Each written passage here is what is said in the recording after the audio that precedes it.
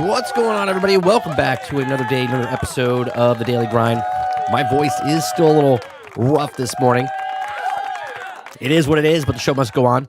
On today's show, we're going to be talking about former BioWare producer Mark Darrah says it's valuable to have an idiot at the table during game development, but only if they can remember who the experts are. We're also going to talk about PC Gamer has an article talking... Where the hell is it? Sorry. Which talks about Marathon. Marathon players are using new mercy kits to murder people twice. It's already been branded as the most troll-friendly item imaginable. We're also going to talk about Destiny 2's re-release of a botched Iron Banner. It's embarrassing by Paul Tassi.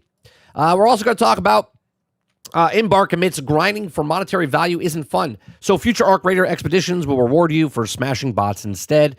And then the actual first story we're going to talk about is there's always these multiplayer games that come out, right? These hero shooters, these multiplayer PvP type of games. The latest one that come out is Last Flag, right? Last Flag, when we first saw it, I said, that's the next Concord. Well, here it is, right? Last Flag, debut game from studio founder of Imagine Dragons lead singer, becomes the latest multiplayer shooter struggling to find an audience, which actually has less than what Concord did. Okay, so at least on Steam, right? So we're going to talk about this and much more. If you guys like what I do, we do this Monday through Thursday from 10 o'clock in the morning until noon Eastern. If you like it, hit that like button, hit that subscribe button. If you'd like to go above and beyond that, become a member as little as $5. There are other ways. YouTube's trying a bunch of different things. You guys remember Mixer? If you guys followed me back when I was on Mixer, we had these little stickers. I forget what the hell they were called, but apparently there's gift things. It's like stickers that's also, I think, eligible on our channel now. So yeah, there's a bunch of different stuff that YouTube is trying to integrate into the channel. So if you want to use it, use it. You also have the TTS you can use if you want to read, have your message read out loud by a voice that you pick instead of having my wonderful voice pick, but it is optional as well. Did you guys like that new song? I don't know if you guys heard it in the very beginning. It was very funk. About Crimson Desert. Oh, there you go.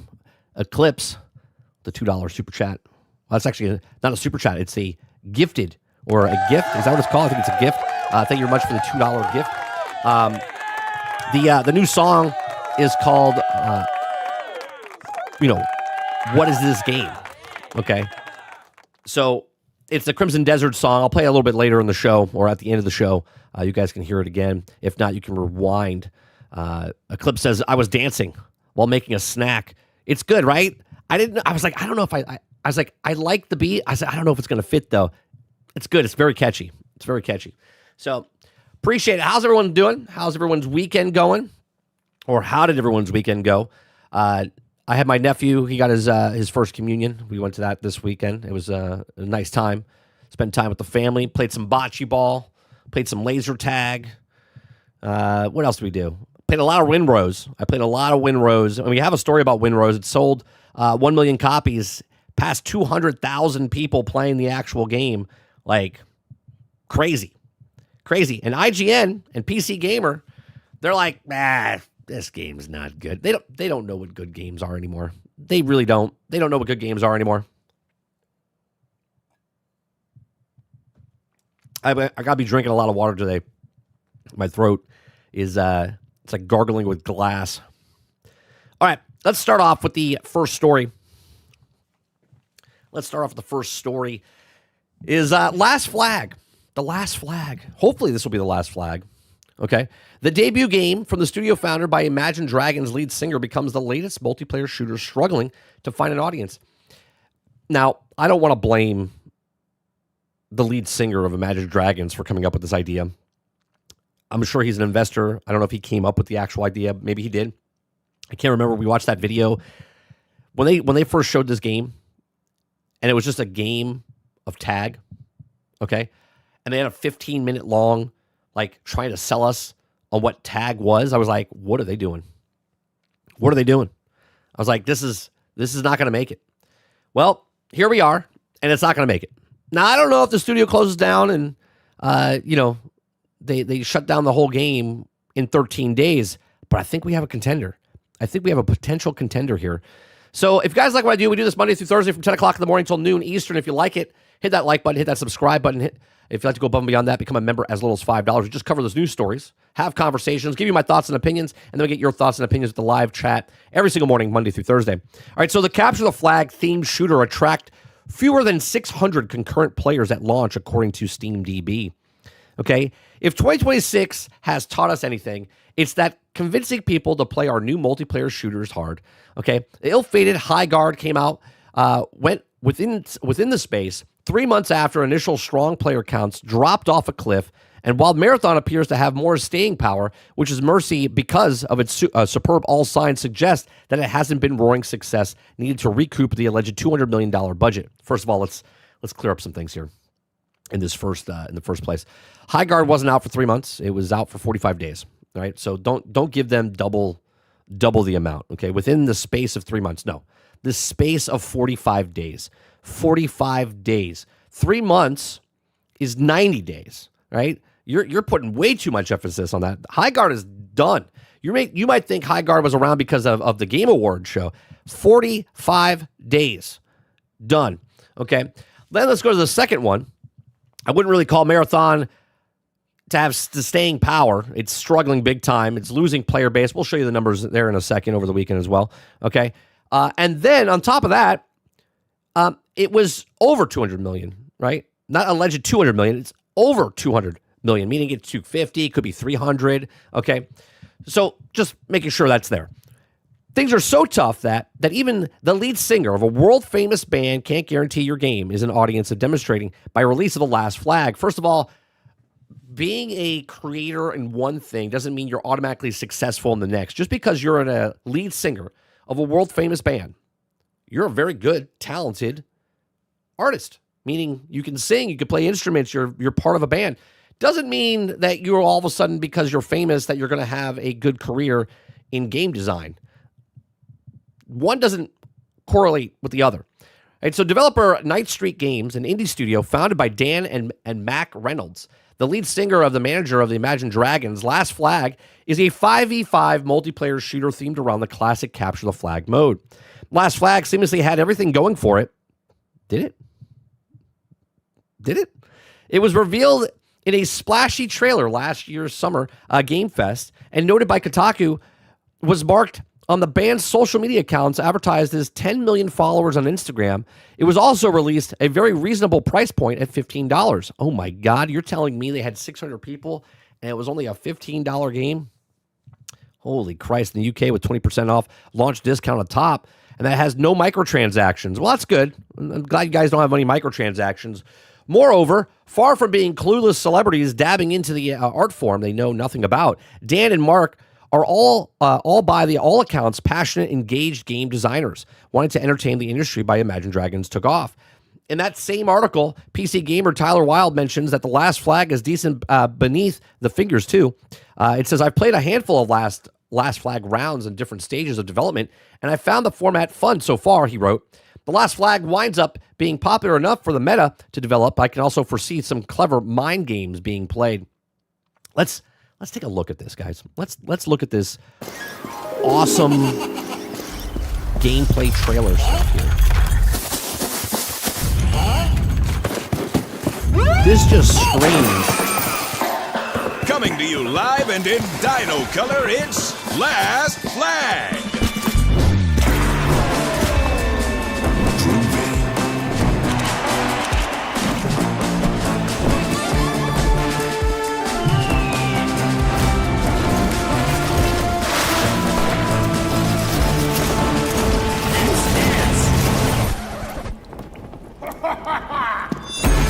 Red team is barely breaking a sweat here. I don't need to play anymore. Does it look exciting? Does it look like something you want to play? Now, I'm not going to say that the game design stuff doesn't look good. It looks okay. But it's another game that nobody asked for. Not only did we not ask for this, we told them ahead of time that we're not interested in games like this. It says, sadly, the last point now seems unlikely to happen. When Last Flag launched on April 14th, it attracted fewer than 600 concurrent players at its peak. According to SteamDB, The number has now have dropped to just under 400 concurrent players in the last 24 hours. Overall player numbers will be higher than it's also, of course, but if it isn't to say that they aren't high. The main complaint is Last Flag's mostly positive Steam reviews is that matches are heavily populated by bots, another sign that the game is struggling to find an audience. In a statement of Bloomberg, a spokesperson for Night Street Games said that the studio is happy with the reviews it had received, but they also wouldn't comment on the sales instead of hoping to build sustainability community and nurture the growing over time. It's hard to identify where Night Street went wrong. The only thing I can point out is Last Flag's visual style, which is also very Fortnite coded in a way that only seems to work in Fortnite nowadays. And even if it's diminishing so, players seem generally weary of the animated aesthetics, and big reason why the marathon has seen its what success is simply because it doesn't look like any other shooter in this space.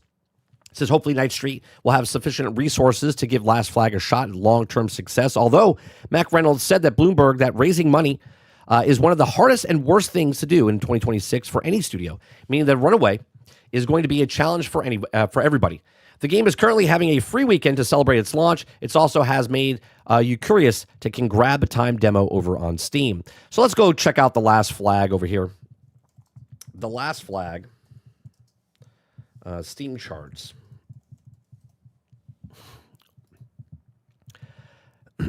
I don't think it's going to be very good here. Okay, let's see. Verification. Oh my goodness. 364. So even from the article that said they had 400, okay, and they propped it up, okay, they propped it up and said that it was at 600. It didn't even hit 600. It had 558. 558. So let's go back to this article real fast, okay, because they said, and this is why you can't. Oh, fewer. Okay, it did say fewer than 600 concurrent. Okay, they were going with that 600, and I was like, okay, cool, 600. But here they are, 558. So this is lower. Lower, if you guys remember. If you remember the good old Concord, where people were saying 697 was terrible. Well, we have a new potential lead. Now, I don't know if the studio is going to close, but 558, they're already halfway there, by the way. They're at 6 days. 6 days. They got 7 more days to stay afloat. Stay afloat. They don't have to beat Concord in the numbers. They just got to beat Concord in 13 days to stay alive. Unfortunately, it doesn't look like this game is going to make it. It's going to look like another company that's struggling to find something. And when you're making a video game like The Last Flag, you got to wonder, what are they looking at? What stats are they looking at? What games are they looking at? And if you're going to make a game in this genre of a 5v5, 6v6, 3v3, whatever it is, whatever game you think you're going to make, it needs to hit that bar. The bar is set by the best game that's out there in a 5v5, 3v3, 4v4, whatever it is. If your game doesn't come close to the bar, whatever that bar is, there's no reason to make your game. You understand what I'm saying, chat? If I'm going to make a RPG, my RPG better be to the bar of other RPGs ahead. If you're small, okay, if you're a small team or not, if you're going to make an RPG, you got to stay in your lane and you got to make sure your bar, not minimal viable product, right? Not broken, buggy game. And I'm not saying this is a broken, buggy game. What I'm saying is you just got to hit the bar. If I'm going to make an open world Western game, guess what? The bar is set for an open world Western game as Red Dead Redemption. Okay? Red Dead Redemption, right? So you better have a lot of the stuff that Red Dead Redemption had in a Western game if you're going to make an open world Western game, right? If you're not going to make an open world Western game, then make something that's a Western, and then whatever genre that is, other Westerns that were there around that same thing. If you're going to make a PvP game, then you better make sure your PvP game is at par or at the bar of those other PvP games out there. Otherwise, why even make the game? Because no one's going to play your game if they're not playing the other game that's out there that nobody's playing, right? And obviously it takes years to develop, right? 3, 4, 5 years. So when they're thinking up of these games 3, 4, 5 years ago. And then they're like, yeah, this is going to be great 5 years from now. You got to look. You got to pull the cord. You can't just send your game out there to die, especially when you look at the market. But these are my thoughts. Let me know yours in the comments section down below. What do you think is going to happen in the last flag? Do you think it will last the other 7 days to withstand the Concord line? Or do you think that it finishes and closes down, the studio closes down in the next 7 days? Let me know in the comment section down below. Let me know in the live chat. Please make sure you share, like, subscribe. If you like what I do here, check out some other videos. Thanks for watching. Yeah, I don't get it. I don't get it, chat. Right? I totally understand that people are passionate. They want to make games. Okay? I'll tell you my own personal story, right? We made a board game, right? We made a board game. I know that my board game that I've created over a decade ago now, okay, is a fantastic board game. I couldn't raise the money. And as he says here, raising money is the hardest thing, right? Is the hardest thing. One of the reasons I started doing podcasting is because I was trying to raise money for my board game way back when. Okay. Things change, things move around. Okay. I know I have a good game. I know that my game is at the bar of other games that are out there at that time. I would have to look back at my game now to see what's on the market now and see if I should need to change some things and do some things to make my game. I know I have a good game, but the struggling part is trying to make the money to get that game made. They got that game made. They got their game made, but now they're looking at it, right? Now they're looking at what's going on, Bat. Now they're looking at their game and it's out. They launched it and they're like, well, it's just not doing very well. Yeah, you threw it out to the wolves, right? All of these other games that are out there that are 5v5, 4v4, 3v3. Look at when Highguard came out, or as our good friend Kingard says, Highguard, right? Came out and nobody played it. If I was Last Flag, I would have been like, holy hell. We need to rethink. We need to rethink what we're doing with this game instead of just releasing it as a 5v5 capture the flag. It just doesn't make sense. And it's sad. It's sad. I'm not saying that they made a bad game. It just, they launched it in the wrong time because no one is interested in playing. And when I say nobody, obviously there's hundreds of millions of people playing video games, but there's not hundreds of million people that are interested in a game like this, right? So your audience is just not there. Again, just my thoughts. Let me see what's going on in chat here. I didn't say good morning to anybody this morning. Let's go back up. What's going on? Altern, Travis, Sarge, Roic, Wonder Rose, Aku, Big Mo, Water Bear. Good morning. Let's see, Roic. Who else is here? Kylo, what's going on, Kylo? Good to see you. Bats in chat. Pone, what's going on, man? Good to see you. Michelle, Little Beastie, Craig. Chief, what's going on? Good morning. Michelle says, great to see you. My daughter and I have been loving the Star Wars Mall. Any word if they'll make an open world mall game? There was I don't know if it was an open world mall game, Michelle, but there was a game back in like 2012 that they canceled for mall. I think it was supposed to be like what basically Jedi Survivor and stuff was, but they canceled that game. If the series does well, which as of right now, I hear mixed things. I hear people that are watching it like the show, right? Like the show. But there's not many people watching it. But it does have a season 2 already lined up. So, again, not a lot of people are watching it. It didn't even get out in the top 10 charts of, content out there. So people that are watching it like it, but also not a lot of people are watching it. So we don't know what's happening yet with Star Wars. Star Wars is a damaged brand. Craig says, I watched Burnt Peanut play it, get bored, and then switch to Rust, and you can tell the difference in mood. So Peanut played the Last Flag and was just like, yeah, I'm good. He didn't give any kind of speech of let him cook.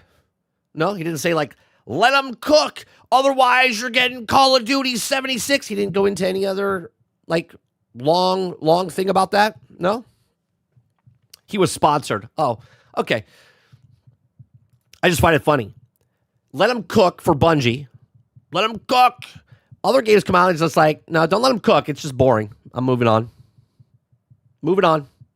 But when other people are like, I'm bored and moved on from that game, they're haters. Argus, what's going on, man? Just enough. Good morning. I'm the target audience. I never heard of the game before. People saying it's dead. I mean, we're saying it's dead. We're saying it's dead because literally it's dead.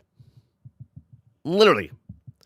You can't support a studio with 558 people. Right? I can live off 558 people because I'm a one person show. Right? The team of devs can't live off anything if they can't get a player base to buy their game back to make their money back.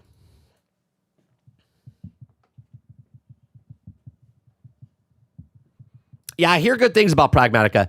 I'm not interested. When we saw the combat a while ago, I just didn't like the puzzle / combat type of stuff. I just like, it doesn't interest me, but it looks like a good game. Jason says viewership is probably really low. Oh yeah, for the mall show, very low. It's very, very low. Roic says it just seems like releasing games in early access is almost the way to go for a lot of these games. I'm gonna put a little variable in there, okay? If you notice, a lot of games that are out in AAA are in early access, but they just don't say early access. They say they're released. Now, it does make a big difference if your game comes out and you say, hey, early access, because they can keep doing updates, they can keep doing patches, you can keep doing a bunch of stuff. Remember, Fortnite was in beta for like 3.5, 4 years. Because they were just keep adding stuff. And then once they went to full launch, that's when people were like, I'm kind of done with it. You know what I mean? Even though they were still making millions of people, a month. The difference between when it was in beta compared to a release, a lot of AAA companies try to take that stance of, we're released, but we're still updating it. And this is why we say broken, buggy games, because if you release it and you say it's released, it's gold, and yet you're still updating it, you're still fixing it, that's a problem. Right? I mean, Crimson Desert's fixing their problems, but again, they fixed it in the first 3 weeks, not 18 months, 24 months. So there's a difference. You are right, though. If someone comes out and says, hey, we're in early access, we're testing, we're in alpha, we're in beta, people forgive it because they're like, yeah, they're going to change it over time. Mo says, depending on the gameplay, I could see this having an Among Us moment, but they will need to survive long enough for it to happen. I don't see... It's specifically what you're saying, Mo. I don't see an Among Us moment here. There's nothing special about this game. Nothing. Perfect example. My nephew got a laser tag game. It's called like Laser X or something, right? He's never played laser tag before. They put the little thing around his chest. They have the guns. They loved it. They loved it. They were super excited about laser tag because they've never played it before, right? They were running around the house. They were playing laser tag. They were running outside the house. They had four people playing. They're having a blast. That blast lasted for about an hour and a half. And after an hour and a half, they were like, I'm like, what's wrong? They're like, it's boring. It's boring. It's just not enough. We need more people. There's not enough people, right? Right? Whatever the reason they were bored, right? It's laser tag, right? This is capture the flag. Nothing stands out about this. Now, if you go to play laser tag in short bursts, and you go to a place and you play laser tag, right? And they have barriers to hide behind and different things happening, right? That is fun for a very small period of time. Last flag is a quick play it, get bored of it, and move on. You're just like, yeah, I'm good, right? I remember laser tag. I remember Photon. We never had Photon. We had laser tag. That's what this game is. That's what these games are. A 5v5, 4v4, 3v3 is laser tag. Jesse Mack says last flag technically in the finals. It could be in anything. Last flag could be in Minecraft. It could be in Fortnite. It could be in Roadblocks. It could be in Hightail. Water Bear says, Crimson Desert is trash. Currently at 155 hours with 41.5 hours played last week. I didn't play. I played, I think, 10 hours last week. I went way down. Not because I didn't like it. It's because I'm playing Windrose now. I'm like 30 hours into that game. 25, something like that. Let's see. The bot names were good. I saw Max First Snap. Craig says, how dare you? How dare I what? How many people right now are playing? Oh, I don't know. Let me see. How do you spell it? Is it RACCOIN? Let's see. Roguelike. There you go. 11,000 all time. Just under 3,000, right? I mean, that's pretty sad. Let's be honest. Not that they have 2,000. That there's 2,000 people playing that. And there's only 100 people and 129 people playing a PvP game. That's sad.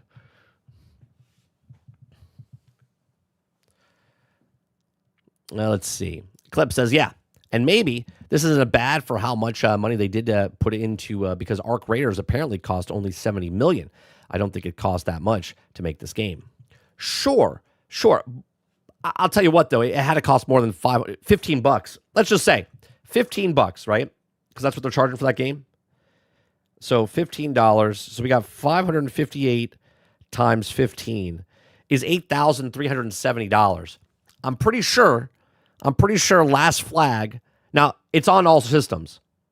Let's times that by 10. Okay? $83,000.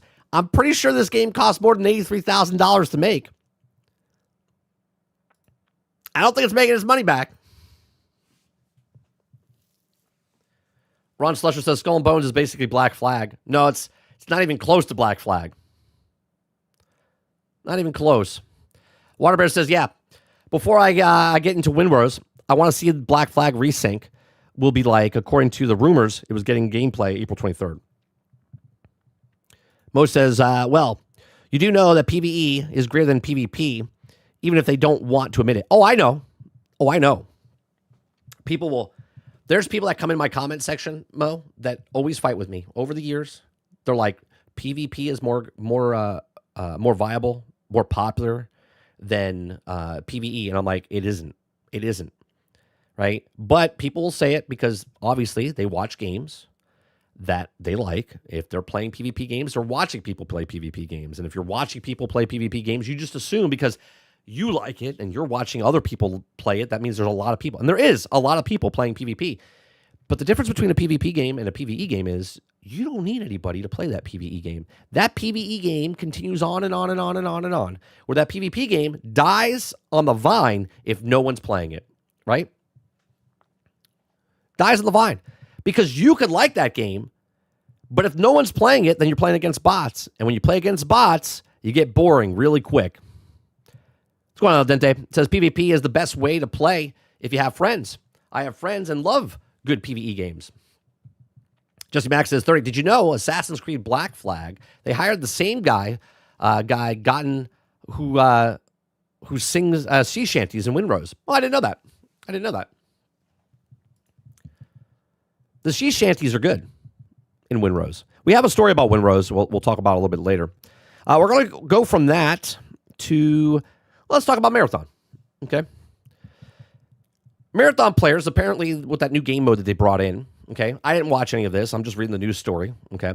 If you guys like what I do, we do this Monday through Thursday from 10 o'clock in the morning until noon Eastern. If you like it, hit that like button, hit that subscribe button. If you'd like to go above and beyond that, become a member as little as $5.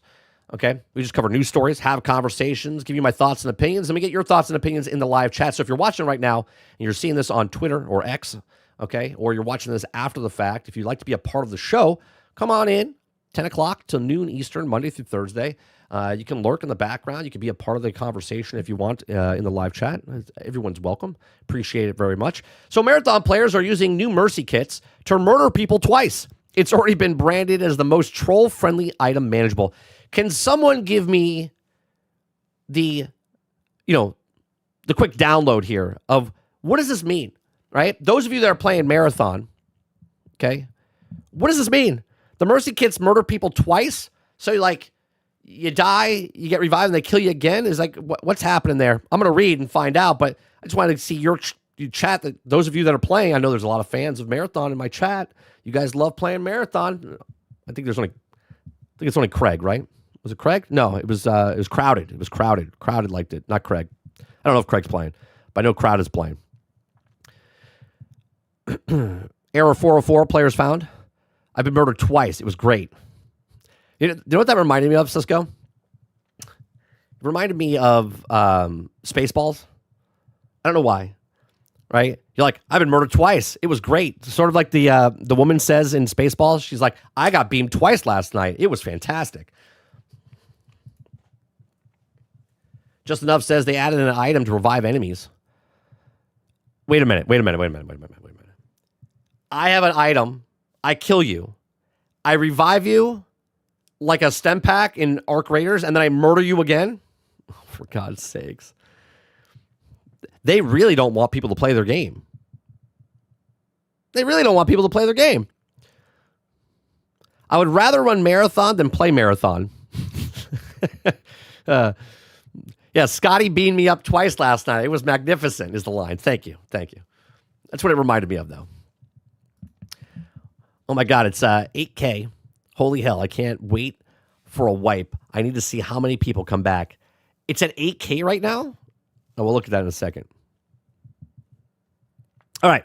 So Marathon players with the Mercy Kit here, it says Bungie released Marathon's big mid-season update just a few days, and packed a fully heavily requested changes, plus a bunch of new things that didn't even know we wanted.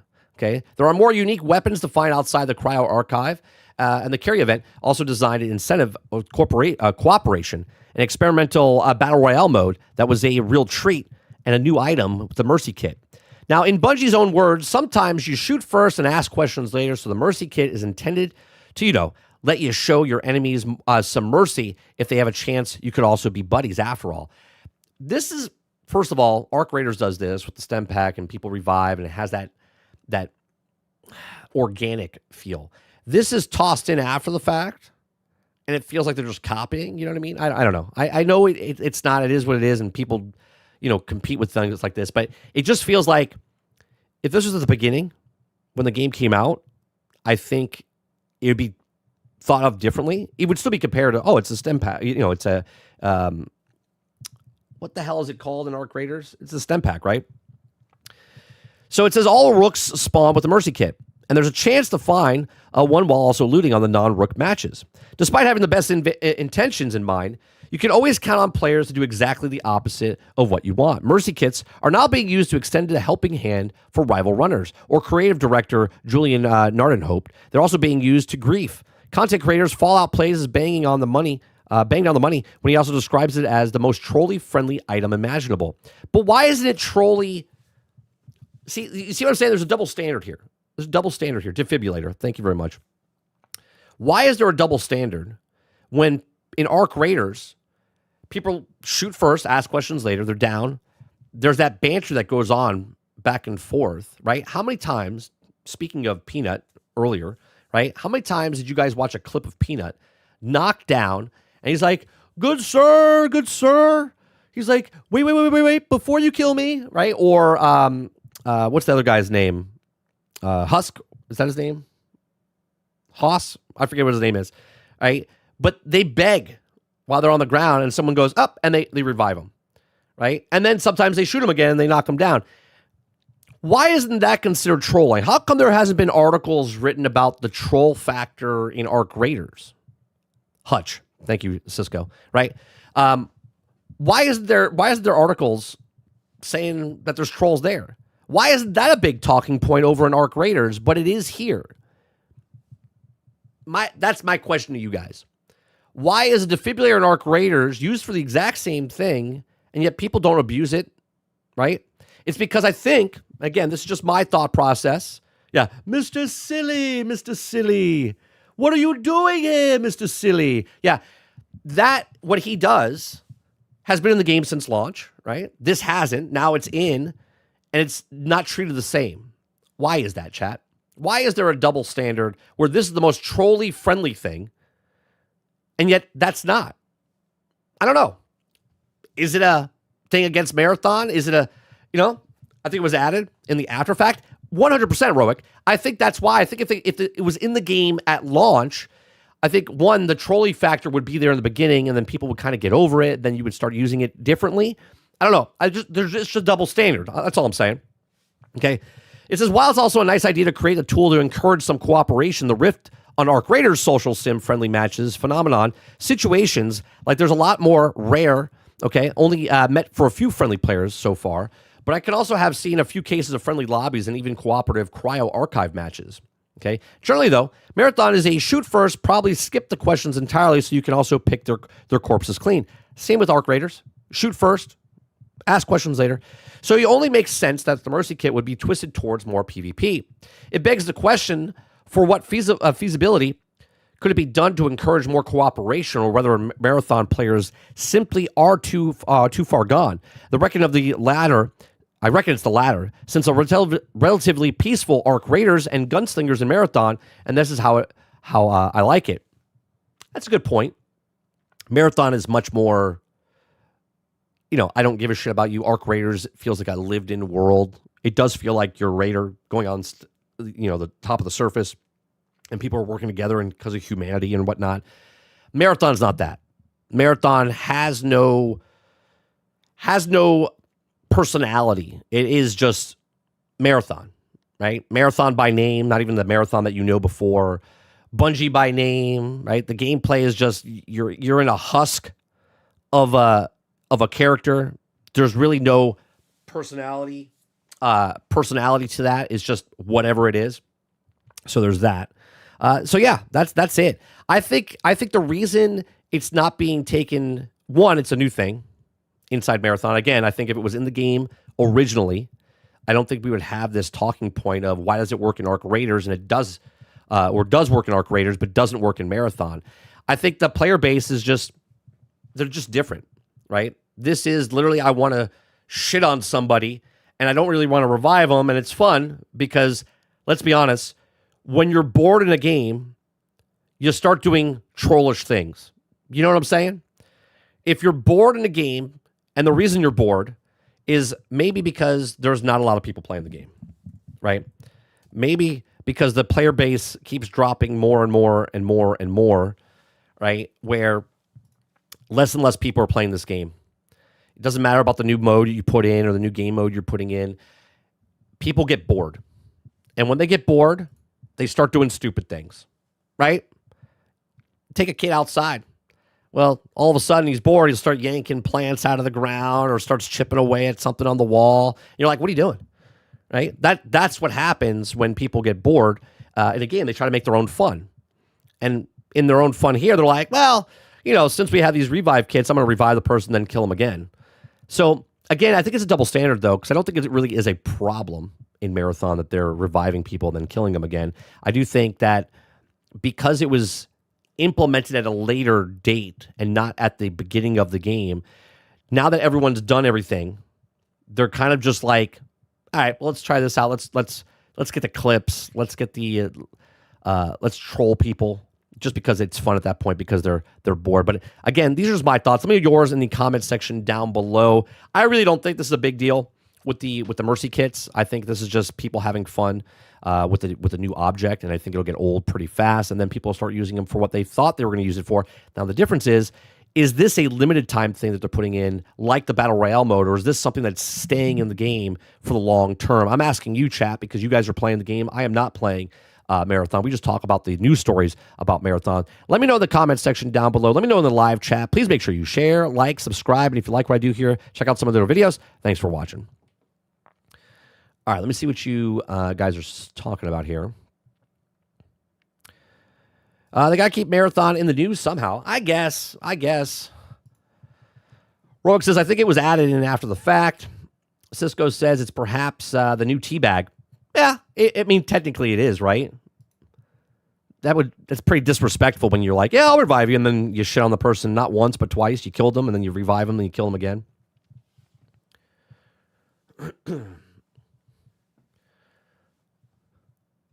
Sorry to hear that, Mo. Well, It's 4 years ago. Sorry for your loss on the anniversary of your granny passing. I'm trying to think because my grandmother passed a couple of months after my son was born. So it's been like 11 years. 11 years for me. Let's see here. And that was in September. Let's see. Justin says, more trolling in Marathon because more people are trolling with it compared to reviving and helping. Yeah, because I think they're kind of bored. You know what I mean? Charles Hawk says, Dad, did Sony go day one on PC and Xbox yet? No. Well, yes, with the live service games, Charles, right? Only with the live service games. If it's a live service game, then it's day one on all platforms. If Sony owns it, or they have, if it's a first party live service game like Helldivers, wasn't it wasn't day one on Xbox, but it was day one on PC. But like MLB The Show, other games that they're coming out with that are live service. I mean, Marathon, there's a live service game that's owned by Sony. That's a day one stuff. But for the most part, just the live service stuff. Nothing of these single player games. Just Enough says you could also revive enemies before, but it was also clunky. You had to give them your self-revive instead of using it on them. Got it. Jesse Mack says, without Arc Raiders, made Marathon wouldn't have survived without it. Almost like Batman without the Joker. Do you really think that if Arc Raiders, let's say Arc Raiders didn't come out, do we think that Marathon would be as bad as it is right now? I don't know.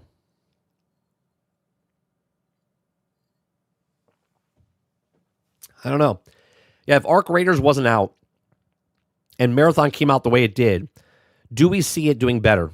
I don't know. I think there was a gentleman, actually, let me bring this up. I wasn't going to do this, but since we're talking Marathon, let me bring up this this tweet this gentleman did, right? Because we've been talking about how I think why Marathon is struggling, and it's more about the player base of Destiny than it is anything else. All right, hold on one second. He's commented on that. That's on mine. Okay. So let me bring this up. This is a comment from a gentleman on X. Okay, and he talks about, he says, let me bring it up. He says, you're 35 years old and you've been playing a game since you were 23. Okay, meaning almost 35% of your life has been with this game as the main one. He's talking about Destiny. Okay, so he started when he was 23. He's now 35. Okay, you spent money to support it. Got it, your son, your siblings, your friends, even your dad to play. Gifted some game copies to friends, and year after year, paid the increasingly fragmented content that used to be sold together is now separated. Okay, he says you watch the best skins go to the store at absurd prices, while the hardest activities gave you the ugliest ones possible. You also saw content you paid for being removed, with promises of return whenever they materialized. Bit by bit, the ideological agenda being shoved down your throat to the point of turning two great friends, two of the most legendary characters in the lore, into a sappy, poorly written gay couple. But you also stay together, or you stay there, strong and steadfast, waiting for better days, and never came. Until the developer announced another game, which is Marathon, little by little starts draining money from your favorite game to this new one. Okay, the new game isn't a success, so you keep waiting for the investment to return to your favorite game. It's too fast. It's not going to happen. But it doesn't happen. And you see the new game getting everything while yours gets nothing. So for real, anyone still investing money into Bungie is crazy. As for one who defended it, as for those who defend it, I'd rather not comment. We need to build momentum. We're listening, they're doing. This is a summary of how I feel. I think this is how a lot of people feel in the Destiny community. Okay? This is why Marathon's not doing well, because they feel betrayed. The people that gave them money, remember, respecting players' time is the number one thing. Marathon's not struggling because it's a bad game. Marathon's struggling because Bungie destroyed their community from within. And I've always said this. You can go watch GXG, okay, the podcast that I do on Thursday nights at 8 p.m. Eastern. We've been doing it since 2015, okay? Actually, 2015, May of 2015. We talked about Destiny going forward. We love Destiny. Me and Sarge loved Destiny 1. Then they went to Destiny 2. okay? And they just stopped caring. They didn't care about the community that was there. The community for Destiny, okay, is a very loyal fan base. So much so that when they got behind St. Jude, okay, millions of dollars, careers were built with so many content creators because of the dedication of the Destiny community, right? Now, here we are 11 years later, and some people talk about the Destiny community as some of the worst toxic people, which is crazy because the people that were the Destiny community were the most caregiving people that you could possibly meet. Not only did they help St. Jude every single year, blowing money away after money being raised, launching creators like Dr. Lupo, right, and Crafty, and there's a whole bunch of Azzacross, King Gathalion, Broman. So many people got Dado. So many people got raised up because of the loyalty, the community behind Destiny. And yet, for some reason, Bungie couldn't capitalize on their own player base. They kept shoving them away. They kept pushing them down. They kept lying to them. They kept doing stuff. And they basically alienated everything that they had to make Marathon. And that is why Marathon looks like this. It's not because the game is bad. It's because they don't like Bungie, right? Bungie is the problem. Sony took in, okay, it's almost like the guy from Obsidian saying stuff about Elon Musk and destroying Avowed. Avowed is not a bad game. Avowed is a bad game because of what the guy did, and now the persona of Avowed is a terrible game, right? Avowed is actually a pretty good game, but you burnt the bridge. You burnt the bridge, and the people are like, nah, I'm good. I don't need to pay that. And that's where Bungie's struggling. That guy's tweet is a representation of how the player base is feeling, in my opinion, right? Obviously, it's just his opinion, okay? But my opinion based off of what he wrote is that's how a lot of people are feeling about Bungie in general. And that's why Marathon's struggling. Not because Marathon looks the way it does. That's just part of the meme. That's just part of the joke. That's just the Concord joke, right? Oh, this is just another Concord type of stuff. That's not what it is. Bungie burnt down the bridge. Waterbear says, I can see the guys walking with the coffin coming up the hill, boys. This game is dead, man, walking. See? That's the meme. That is the meme. Marathon versus Finals. Big Mo says the Marathon losing more and more players and more they add to it, which means they're having the opposite effect on the game. Yeah, because people are done. People are done. And this should be a lesson to anybody, right? It doesn't matter if you're an artist that has a number one hit, right? There's a lot of one-hit wonders out there. One-hit wonders are people that had the top song in the country. They could be number one on the Billboard charts, and you never hear from them again. You never know, right, how big you're going to be, and you never know how long your career is going to last. Bungie was on top of the world. They made Halo after Halo after Halo. They made great games over the years. Okay, well, here we are. Here we are. This is the low point for them, right? Could close, could continue on. No one's bigger than the people that make it. You understand what I'm saying? Content creators that are at the top of the game can die off tomorrow because people stop caring about them. Don't watch their content. Don't support it. IGN, right? Big corporation, right? People used to love them. They're dying. I don't care how many people you see that are watching their stuff on the stuff. People don't respect them. Okay? They're here today, gone tomorrow. Doesn't matter who it is or what it is, what your brand is. Look at Star Wars. Look at Marvel. Look at Disney. Look at Star Trek. Look at Lord of the Rings. You know what I mean? These are brands that you thought of. They're like, there's no way you could kill this thing. Hold my beer. Hold my beer. Bat says even the finals is underrated. Game for 3 years, still motivated on the game. My son plays it. I play it with him every once in a while. It's fun. Again, not my type of game anymore. Used to love those games when I was younger.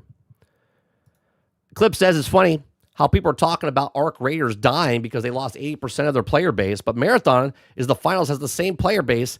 Think about that. Yep. Well, 80%, right? It's a hit now for Arc Raiders, but that's because people played the game, right? They made their money. They sold, 20 million copies? How many copies did Marathon sell? Not 20. They're not even going to come close. They're not even going to get to 8. They're not even going to get to 5. Right? Arc Raiders, they made their money. Not only did they make their money from that, but they made their money with the microtransactions as well, with the things they sell. El Dente says, anytime you mention your kid's age, I'm like, damn, we've known each other for a damn long. Yeah. I remember meeting you in 2016 when we were in Tampa. Me, you, Brainchild, Foxfire. Who else was there? I met Dupless there. I think Dupless was there for the first time. Or was that in 2018 when I met Dupless? Without Arc, Marathon would have more players, but we also worse game. Cisco says, so I'm seeing that Marathon, is there a good chance that Rooks will be friendly to each other, and then the solos will recently come across friendly players, maybe 15 to 20% of the time? I think that's a little too late. You're going to have your core base, but I don't think that's going to change, Cisco. This game is it's like the dodo, man. It's just a dying breed. Marathon is not doing well because it didn't make good product. They tried making something to make money, and they have lost the plot on all the corpos. I do think it's a good game. I just don't think people care. There's not enough people that care. Bet says, I played Destiny for Destiny 2 for 5 years. That I hate the microtransactions shit I have been doing for many shit years. Yeah, there's a lot of problems with Destiny 2. People love it though. But when they put the Eververse store in from Destiny 1 to Destiny 2, even though it was in Destiny 1 at the end, it completely changed what they're doing. They didn't care anymore. Justin Duff says, similar to the coworker who does great work but can't get along with anyone. Yeah, it's a good example. User says Sarge was spot on 3 months. Well, you can't say he's spot on yet. He's close, right? He's close. We have 45 days left? I think we're at 45 days to see. We have June. We have like 6 weeks left. He says by June, it's gonna be done. I say it's gonna last a year just because, well, till the end of the year at least, because Sony needs it to last. But I would love to be wrong and Sarge to be right. I'll be honest with you, because that pulling 3 months out, that's a big prediction. You know what I mean? Just Enough says, Arc's success pretty much guaranteed finals will last very, very long. Yeah, there was an uptick in finals because of Arc Raiders. Because people that didn't even know that finals was made by the people that made Arc Raiders, they're like, oh, I'm gonna go try that game out too. Gleb says, yeah, I'll probably go back to Avowed when they add the new game plus. I like the definitely a solid 7 to me. Yeah, it was a good game. I like the exploration in that game. The combat was good. The exploration was good. Obviously, the world didn't feel alive like it does in some other games, but the game itself, the worst part was the god. The god in the game was like, every time she spoke, you were just like, ugh, just stop. Just shut up. It was the worst part of the game. I don't know what was worse, the god speaking or Starfield's go around the thing and collect your little orbs around the spinning thing. You know what I mean? Outriders is so good. Liked Outriders. Outriders is great. Chief says, for Marathon as well, it doesn't help with the next level cheaters. Can't get them all. Yeah, they're going to have problems.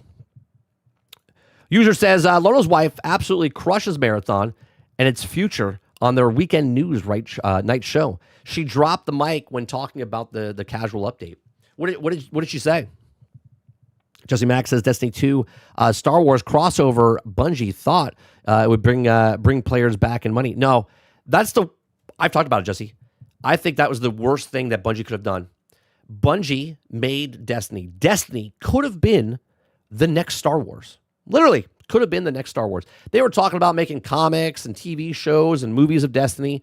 They could have had the next Star Wars. Nope. They decided to team up with Star Wars and get that bag, get that cash. Right? Thought they were going to make a shit ton of money because of it. And instead, they completely destroyed their brand in my eyes. Not only did they destroy more Star Wars by putting it into Destiny, but now you made Destiny where you couldn't even make your own stuff. You had to go to, at one point, the biggest franchise in the world to bring into your game where you could have stand out and made your game the next Star Wars, especially since Star Wars was going down because of Kathleen Kennedy and Disney. You decided to hitch your ride to them instead of just doing what you were supposed to do. It's sad. How long Marathon lands in Game Pass? Well, I think they do make an announcement. This is why I think it lasts a year. Okay. Sarge says it lasts until June. I think in June during the Summer Game Fest, they make a big announcement and they make it free to play. Okay. It's not going to be to Game Pass. It's just going to be free to play. That's going to be the last, when you hear free to play, that is the last ditch effort for Sony and Marathon. When you hear Marathon goes free to play, that's when you know it's lasting past the 3 months, obviously, and it's going to last to the year, and it's not going to do a goddamn thing. You're going to see a tick up, but no one's going to spend money. You're going to see a tick up in the player because people are going to come and try it because now it's free. Remember, they had 147,000 people try it on Steam, but only half of those people came back, 40% of those people came back to buy it. So when it goes free to play, that's when you know they're done. Yeah, last gasp depression, man. Like Fair Games. Yep. Fair Games is not going to make it. Last Flag's not going to make it. Marathon's going to go free to play. They ain't going to make it. All these same types of games are done. They're just prolonging it. So you're saying by holiday season 30, would you play it then? No, I have no interest in Marathon. Zero interest in a Bungie game. Zero. Hear me out, Water. I do not give a shit about a Bungie game. From this point going forward, I don't care if they come out with a Transformers game. I do not want anything to do with Bungie. Bungie has burnt this bridge. They burnt it back for me in 2016. Okay? I'm done with them. I don't care. People like them. They want to play it. Sure. I will report on the news and talk about the news for what it is. I will never, ever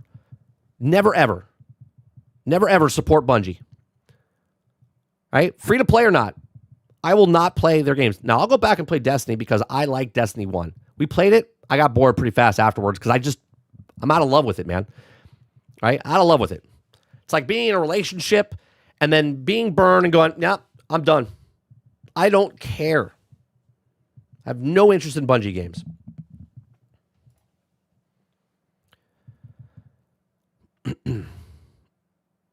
Bat says, even me. I'm going to shit all over the Bungie games. I'm not going to shit on them. I'm just not going to play them. I don't care. They lied and lied and lied. And here's the thing. They have to do something spectacular to win me back, which is never going to happen because I know the people that were there in 2016, I would say 90% of those people are not there now with the company, but I don't care. I don't care. So that's what that is. All right, going to, speaking of Destiny, let's go with the other one. Destiny 2 re-releases. Actually, before I start this, I'm going to go fill up my water. Right? I'm going to go fill up my water, go to the restroom real fast, and then we'll be back to talk about Destiny. If you guys like what I do, we do this Monday through Thursday from 10 o'clock in the morning until noon Eastern. If you like it, hit that like button, hit that subscribe button. I'm going to take a short break, play some music, and I'll be back in just a couple of minutes.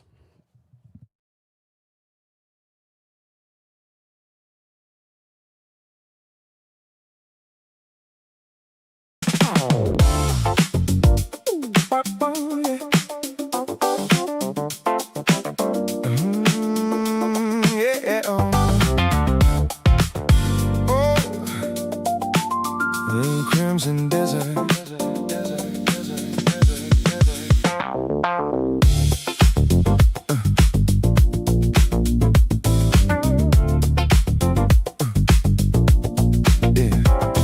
Hey, wake up in a world that's bigger than my dreams. Mountains in the distance, rivers in between. Swing a sword, ride a horse, feel the wind blow free. Every road I take, there's something new to see. Hidden stories wait in places off the path. Battles I didn't plan, moments that just happen fast. Every time I think I've seen it all before, there's another reason just to explore.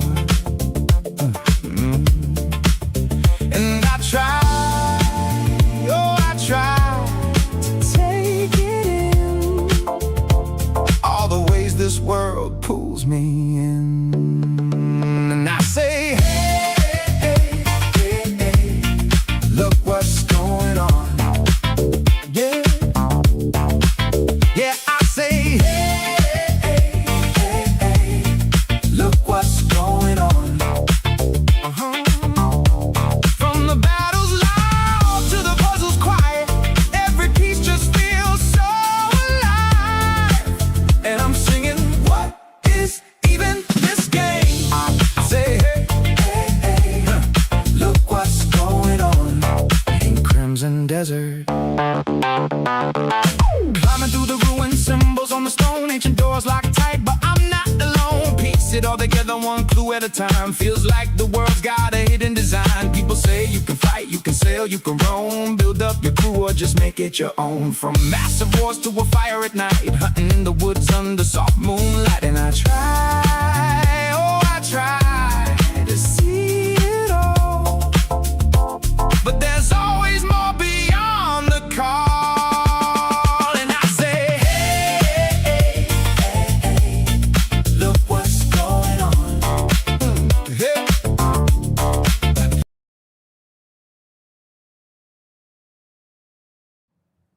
All right. Let's see what we got here. Excuse me. So we got Destiny 2 re-releases on a botched Iron Banner is embarrassing. If you guys like what I do, we do this Monday through Thursday from 10 o'clock in the morning till noon Eastern. If you like it, hit that like button, hit that subscribe button. If you like to go above and beyond that, become a member as little as $5. So Destiny 2 re-release of a botched Iron Banner is embarrassing by Paul Tassi off of Forbes. He said at this point, it's well known that Destiny 2 is in dire straits, giving a failing player base count after a long delay of the mid-season update. You know, what is Destiny 2's situation here? Would it be just a Destiny 2? Ooh, man, that's not good either. That is not. What has happened here? What is this? Is this oh, that's the new update, right? New update. All right, well they got in. Yeah, this is the new update right here. The Dawning, Festival of the Lost, Edge of Faith. Man, such a shame. Such a shame. It says they're shooting themselves in both feet, as this is frankly just becoming embarrassing. Destiny 2's souped up PvP mode, Iron Banner, has been put on ice for 6 months now for reasons that have never really been clear. Do you know why they've been on ice? Is because they don't want you to play it. They want you to go play other games that came out now. I know it's been out for 6 months, but they're trying to wean you off of that thing so you go play their other game, right? Other than they aren't enough people working on the game anymore. But now it's back and has fumbled out of the gate, revealing not just problems, but problems that are not going to be fixed for another 2 months. What are we doing, Bungie? Do you see the problem, chat? Do you see the problem? Everyone always wants to blame other people, but really it's just Bungie. Bungie has always been their problem. They can't get out of their own way. It says the main reason players showed up to Iron Banner at all is for the new round is to get the new auto rifle. But drop rates of that rifle, especially compared to lots of armor, are poor. This is acknowledged by Bungie just 2 days after the event launched. But they say they're not going to be fixed until June. What are we doing? What are we doing, Bungie? See, it doesn't matter. It doesn't matter because you gave them the money, you played the game, you have the game. They know you're there. You'll come back regardless, right? I'm sorry. They're not coming back. They're not coming back. They're not coming back. They're just not. Okay, similar. You cannot equip the Iron Banner ornaments to your current armor to get the reputation bonuses like you always can. This means you need the entire set of the actual baseline Iron Banner armor to play with, which has not been the case for this year. This will be fixed in the future event.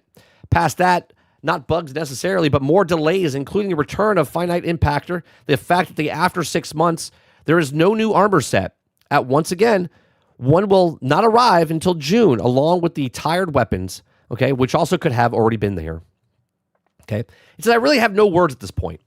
Destiny may be known for something or for moving slowly when it comes to fixes and updates much of the time, but there's a whole seamlessly easy fix that can take longer than you think. Expect the game development, but if you cannot flip the switch, immediately increasing the drop rates in a single weapon when there are still full 5 days left in the event, what are you even doing? Why does this decrypted game engine have still existed? This has gotten to a point where changing or fixing literally anything feels like turning the aircraft carrier around. And it's unacceptable for a live game, particularly a live game where there are yawning, months-long gaps between content releases now. Iron Banner returning was supposed to be a layup. Instead, the balls are deflated, and one hoops has fallen over. There's no defending this. Destiny at this point, where the mobile version of the game is lapping it. Is the mobile part still going? I didn't even know that was still going. And Marathon is clearly the top priority at Bungie, despite not performing all the upgrade itself. This is how Destiny is going to go going forward, even for the most basic issues. Maybe it's time to just ice the whole thing. Okay, so there you go. Right? Makes you wonder. Let's just say they give you a Destiny 3. Let's say they announce chat. Let's say they announce Destiny 3. Okay? People, Destiny 2 community, are going to come rushing back because they're going to be like, they're going to fix it. Then we're in the same situation we are with Battlefield. Okay? The Battlefield fans that stopped buying Battlefield games, they didn't buy 5, they didn't buy 2042, and they came back for Battlefield 6. We're in the exact same scenario for Bungie fans, for Destiny fans. Destiny 1 fans love Destiny 1. Destiny 2, they got burned, so they left within like 3 years of Destiny 2. New people came into Destiny 2, started playing it and whatever, but the old guard, the old people that played, right? When Destiny 3 comes out, they're going to be like, yes, they're finally going to fix it. They're going to make Destiny 3 better again. Hopefully, in their heads, they're going to be like, they're going to make it like Destiny 1 and Destiny 2, and it's going to be the greatest game ever created. But really what you're going to get is minimal viable product, all by name of Destiny 3. Nothing's going to change. The game's going to come out. It's going to look great. It's going to feel great, but it's going to have the exact same business model beneath it, which is what Destiny 2 is. What it is, Marathon. And this, everyone's going to come running back. You're going to have a crap ton of people come back for Destiny 3. They're going to be like, we're back, baby. Content creators, all these things. But really, it's the exact same game that you didn't like and why you're not playing now going into Destiny 3. People are going to get persuaded. They're going to buy it. They're going to pre-order it. They're going to do all this stuff. And yet you're going to get the exact same outcome that you're getting right now for Battlefield 6. 2 separate companies, same exact thing. Minimal viable product. They're going to sucker you in with a Trojan horse of what you think Battlefield is, what you think Destiny is. They looked at EA and said, well, they can do it. Why can't we do it? That is what they're going to do. Mark my words.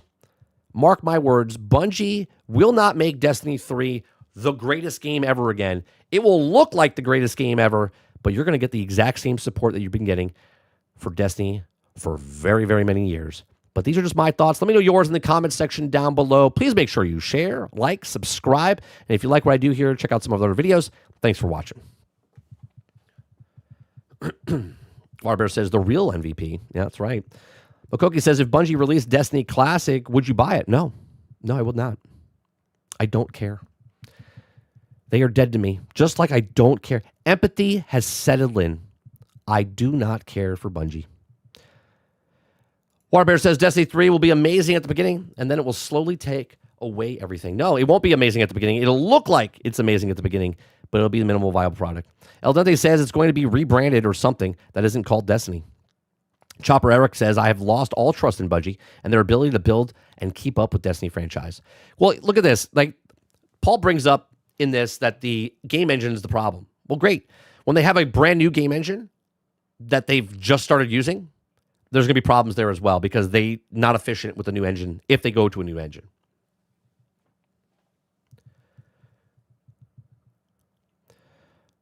That is empathy. Empathy is feeling sorry for them. Yeah, whatever it is, I meant the first one where there's no feelings whatsoever. I don't care. Yeah, I don't care. There's no way Destiny 3 can be anything other than minimal viable product because they don't have the workforce anymore. I agree with you, but I'm also going to disagree with you because even if they had the workforce, it would still be minimal viable product because the corporation's in charge, not the artists anymore. Minimal viable product, money has to go up, corporate salute.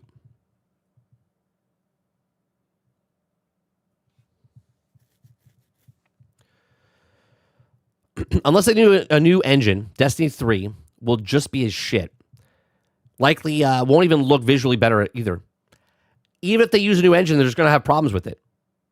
They'll have problems with just that.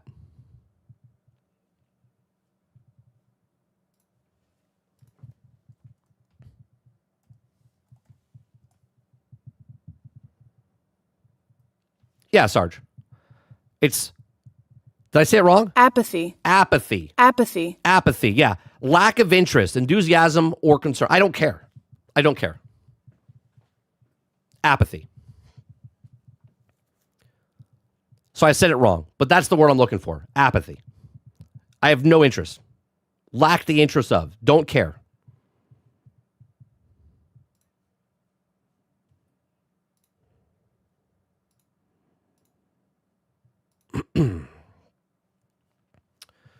Especially now since they have the fast track. It seems like Marathon and D2 is failing. The whole thing is failing. Here's what I like, but I don't like. I like that people are waking up. I like that people have smelling salt underneath their face and they finally waking up. They've seen the wizard behind the curtain. They're waking up. I don't know if they're waking up to the industry. I don't know if they're waking up to the companies. Maybe it's all things. Okay. And they're just waking up. I'm excited that I've been talking about this for years. For years. There's been people that are shills that are waking up and starting to realize what's going on. Okay. I've been talking about stuff on this channel. You can go back to GXG, me and Sarge talking about it. We've been talking about it for years. Now people that were sucking the corporate dick over here are finally waking up and they're like, this is what's happening. This is what's happening. I like that people are waking up. I like that there's bigger channels out there finally waking up and talking about this stuff. So now other people are like, oh yeah, this is happening. Right? This is what's happening. People are starting to realize that these corporations don't give a shit about anything. They only care about the corporate salute. Corporate salute is money. They don't care how they make the money. They want to make all the money. Corporate salute, capitalism at its finest, which is fine. You want to make money? Great. But don't tell us that we're the bad guys because the reason that you have the company that you are in, the reason that you're successful because you have what you have is because of the player base you're shitting all over to try to find the new player base. Eclipse says they're not waking up.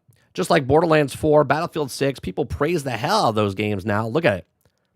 That is true. I'm not saying a lot of people are waking up. I'm just saying more people are waking up. There's something in the air, Eclipse, right? Like you're hearing a lot of content creators, right? All of a sudden, they're talking about Twitch. They're saying that there's bot problems and YouTube and people don't like watching certain things and this is it. They don't know where they're going to go. People are having like retirement videos talking about they're not doing YouTube anymore. They don't know what game to follow anymore. It's like guess what? All the things that they're talking about now have been around for the last 10 years. But now they're the problem. They've always been a problem.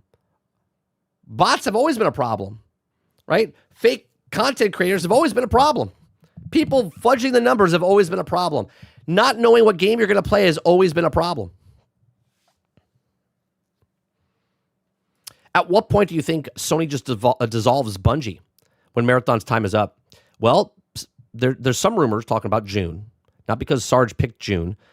The reason people are picking June is because that is when we believe, okay, Sony, when the contract is up with Bungie, where they can buy out the rest of the stuff. And when they buy out the rest, they'll own it and just dissolve them then. They'll get rid of the people that own the biggest stocks left, and then they'll just take over the rest of the stuff, and then it's dissolved. They've already started making moves towards that, and that's supposedly happening in June or July. I think by the end of the year, By the end of this year, by the end of 2026, I don't think Bungie's around anymore. Bungie just is Sony. Finkel is Einhorn. Einhorn is Finkel. Sony is Bungie. Bungie is Sony. By the end of the year, that's my prediction. So, could happen tomorrow. Could happen December 31st. Sometime this year, Bungie will no longer exist. Or if they do, they're just just the name by itself, which basically they are already. Well, says they basically already have. They've been taking teams from Bungie and moving them to other projects for the last 2 years. Yeah.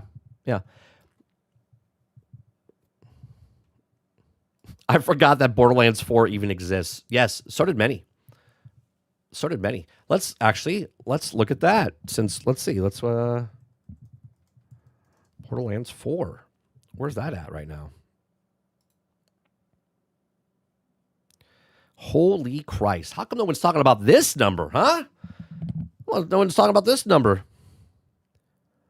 7 months ago, 304,000 people, 2.5 million people bought the game, and now we have 4,000 people. 4,000 people playing the game. Amazing. How many people are playing?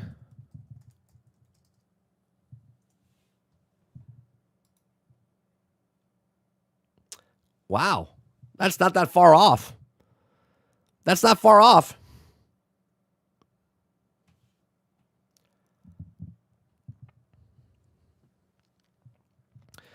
next Sony investor call is in May. Should find out more then. Is it the beginning of May or end of May? I think it's the end of May, isn't it not, Makoki? That's why everyone's saying June. It's about to see the next Killzone to be developed by Bungie. Maybe. Perhaps, I'll turn. Headlines will be ex-Bungie devs make X new game from Sony. Chopper Eric says, I still pick up Borderlands 4 once it goes on sale for pennies on the dollar with some Steam sale. I'll probably play Borderlands 4 sometime in like 2028.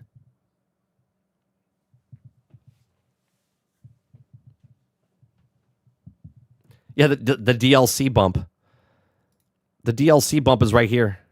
Look at this. Free to keep, right? That's the DLC? Or is this the DLC? That's free weekend. Free weekend came up, people played it and went, no, I'm good. Amazing. All right, we got, let's see, we got Embark. We got some Embark news here since about a lot of extraction shooters and shooter topics today. If you guys like what I do, we do this Monday through Thursday from 10 o'clock in the morning until noon Eastern. If you like it, hit that like button, hit that subscribe button. If you'd like to go above and beyond that, become a member as little as $5. Embark admits grinding for monetary value isn't fun, so future Arc Raiders expeditions will reward you with smashing bots instead. So Arc Raiders' next expedition window opens up on April 28th. I would love, this is their third one, right? Or is this the second one? Is this the end of the second one? We've only had two, right? This is the second reset? Or is this the third reset? I think it's this is the second. This is the second reset, right? I love to know how many people reset this time around. Arc Raiders has many wonderful qualities that make it also the most popular extraction shooter around, but it's also currently Expeditions grind isn't one of them. Serving that Arc takes the season wipe. Expeditions give players the option to reset their progress in exchange for permanent upgrades like extra stash size and skill points. Up until now, the process was a major resource grind and involved hoarding mountains of scrap, reach the arbitrary goal. For the next one, Embark is shaking things up. For the third expedition, so it is the third one. For the third expedition, we're doing things a little differently. The big news being skill points will be earned by dealing damage over the 5-day window, not stash value, the developer said by blog post published today. He says, instead of gathering stash value in coins, players will now have to deal damage to get all 5 skill points, regardless of their first, second, or third expedition. All players will have completed their caravan will get a challenge. No need to sign up to see it. You can also complete the challenge by dealing damage with any weapon or gadget against any target except practice ranges. Players will also have 5 days to complete the damage challenge, Tuesday to Sunday. says, quote, "We know the grinding for the monetary value isn't the most exciting experience. By introducing damage-based objectives in the trials instead of stash value, we're providing more freedom and variety in how you can complete the expedition, encouraging to use a loot rather than hoarding it throughout the 5-day window," Embark said. Above all, we want expeditions to be fun and not the endless grind. We believe that these changes create a fair, engaging challenge that keeps everyone active across all full 5 days.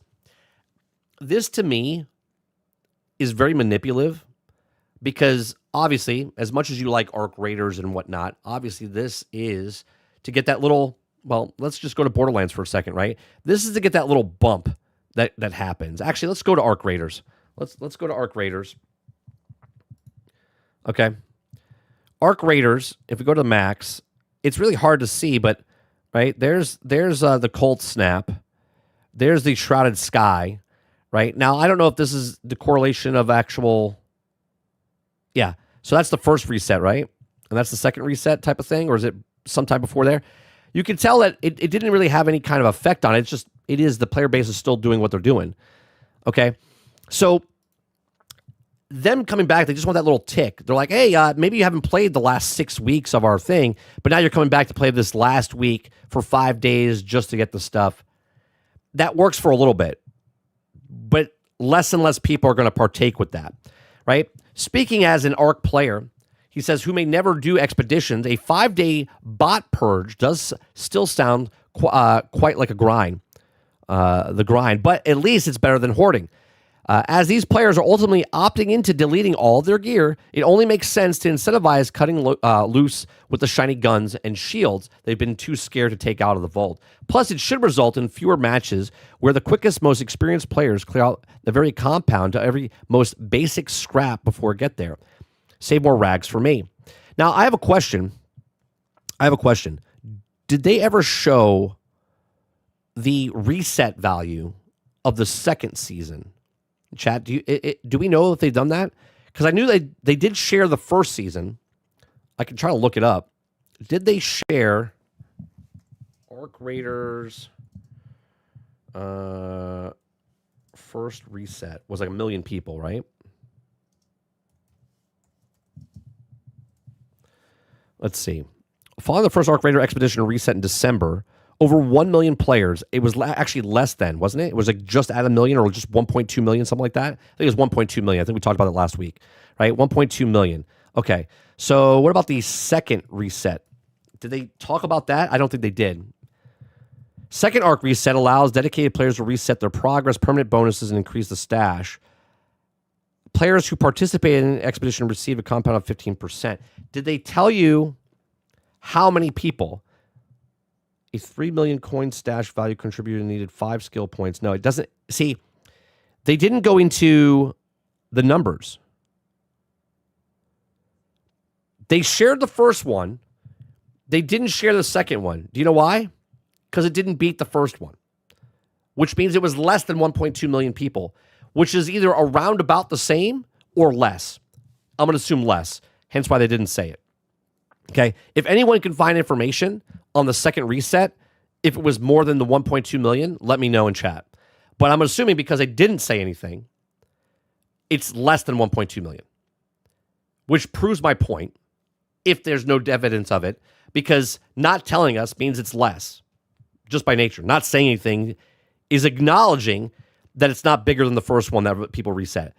I've said this before the first even reset. I said people do not want to reset, and less people will reset as the longer it goes. So by season 3, you're going to have less, which obviously, by the number of interest in the game, you're definitely going to have way less people resetting, because all of a sudden you're not going to have a surge of players come back from 60,000 or 116,000 in a 24-hour peak to shoot back up to 481,000 when they first were playing and the first reset, okay? Because you can see the interest. Everyone plays at the beginning, starts to lose interest. First season's over. People are interested again. It rises back up. Stayed exactly where it was. Almost went back up to exactly the 481,000. It's 466. Then slowly went down again. Got to this point. But then after this second reset, do you see people coming back? No. It dropped off the cliff. And here we are at the end of the season. This number Now to get back up to this point is almost like playing the stock market now, where you have to have a green candle shoot all the way back up to the 400,000 mark, which is not going to happen. The more you stayed in the game, the less it respected your time. So people were like, nah, I'm not going to reset. I'm not going to reset the first time. I'm not going to reset the second time. They're still tweaking. They're still tweaking this reset thing to see what people want to do, and they still haven't figured it out. Right? So this is slowly bleeding players just because the reset at the end just doesn't make sense. Going forward, now I'm going to take a big risk. I already talked about it in the beginning of the year. I think they're going to add a PvE, dedicated PvE mode in this. I don't think they do it until the first year mark. So by the time October comes, they might make an announcement that there's going to be a PvE. I know they had events type of stuff, but there's going to be a PvE-esque type of a thing that happens in the game that they'll announce probably around the year mark when it comes to it. Again, these are just my thoughts. Let me know yours in the comment section down below. Are you still playing Arc Raiders? I stopped back in January. I played it for 3 months solid, and then we pretty much stopped after the Christmas break. Are you still playing Arc Raiders? And if you are playing Arc Raiders, are you a person that's been resetting every single season? Let me know in the comment section down below. Let me know in the live chat if you've done the reset. And is this going to be enough to keep you interested in moving forward? Because obviously the player base is dying down, not dying, but dying down. Just like many other games. There's other games that come out. People are playing Crimson Desert. People are playing Windrose. People are playing Pragmatica. People are playing a lot of different games out there. But let me know what you guys think in the comment section. Let me know in the live chat. Please make sure you share, like, subscribe. And if you like what I do here, check out some of the other videos. Thanks for watching. All right, let's see what you guys are talking about here. Bone says, no one wants to have not fun in trying to get X amount of damage in 5 days. Ghost Wolf, what's going on, Ghost Wolf? Says, I can't wait to try Borderlands 4. I know there's been a lot of hate for it, but I'll save my opinion until I try it. Let's see. Pone says, I was playing the game when it came out, and it immediately logged out. What, for Arc Raiders? Arc Raiders is a great game. It's just, I mean, I have 60, 70 hours in it, and just hit my point, personally. Let's see. The first reset for Marathon will be the final undoing. Yeah, it'd be very interesting to see what happens. It'd be very, very interesting to see what happens with the first reset. Respect the player's time, and we'll see what happens. I mean, I know what's going to happen. The player base that's there, you're going to have, I would say, 20 to 30% of the people, because they're hardcore players, right? You're going to have 20 to 30% of the people will reset. The other 70% will not. And that, they'll be gone.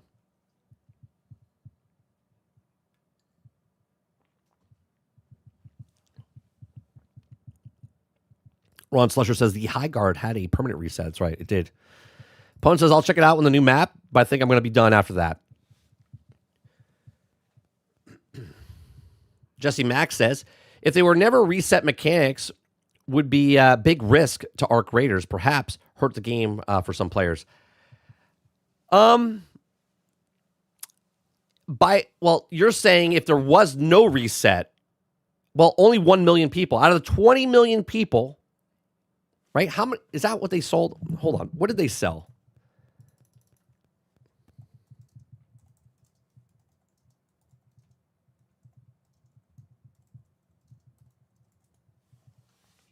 $14 million copies worldwide.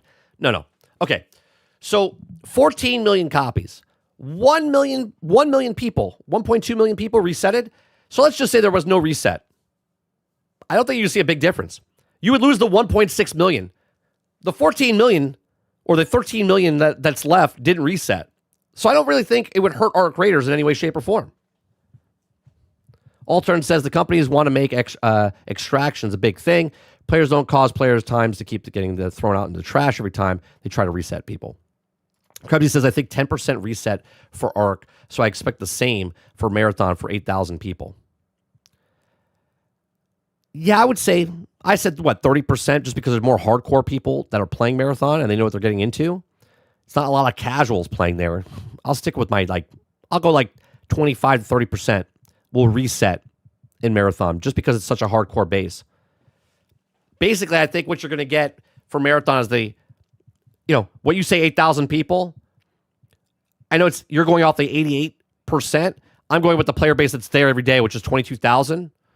So I think we're agreeing because we're playing with the player base that's playing, not the total overall total, because those people are not coming back. Like, they're done. Otherwise, they'd still be playing the game. Why does hardcore marathon players look like? What do they look like in real life?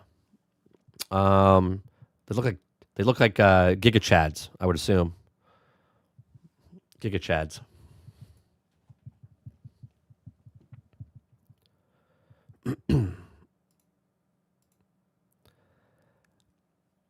Yeah, Marathon has 22,000 people total 24-hour peak. The last week, or the last month, let's see, 43,000, 36,000, 28,000, 25,000. So, let's see. We'll give them 35,000.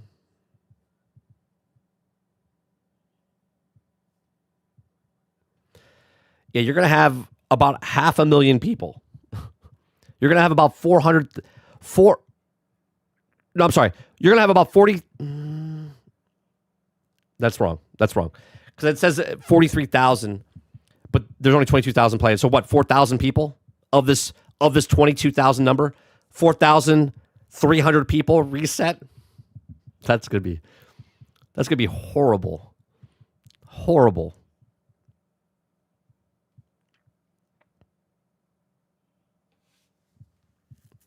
We'll see how that works out for them. All right, we got what we got? We got 11:30. All right, the next thing to talk about is the former BioWare producer Mark Darrah says it's valuable to have an idiot at the table during game development, but only if they can remember who the experts are. I have no idea what this is. Have no idea what the context is.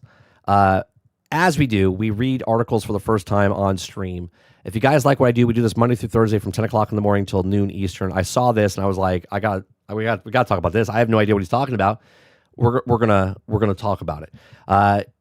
Like I said, Monday through Thursday from 10 o'clock in the morning till noon Eastern. If you like it, hit that like button, hit that subscribe button. If you'd like to go above and beyond that, become a member as little as $5. Eclipse says, and this game isn't like Arc Raiders. If you don't reset, you don't play. Right? You have to reset. Right? You have to reset. So after the reset, when all the people reset, 100% have to reset, you're going to lose. If there's 22,000 people playing now, it's going to go below the daily average, is going to go down past 10.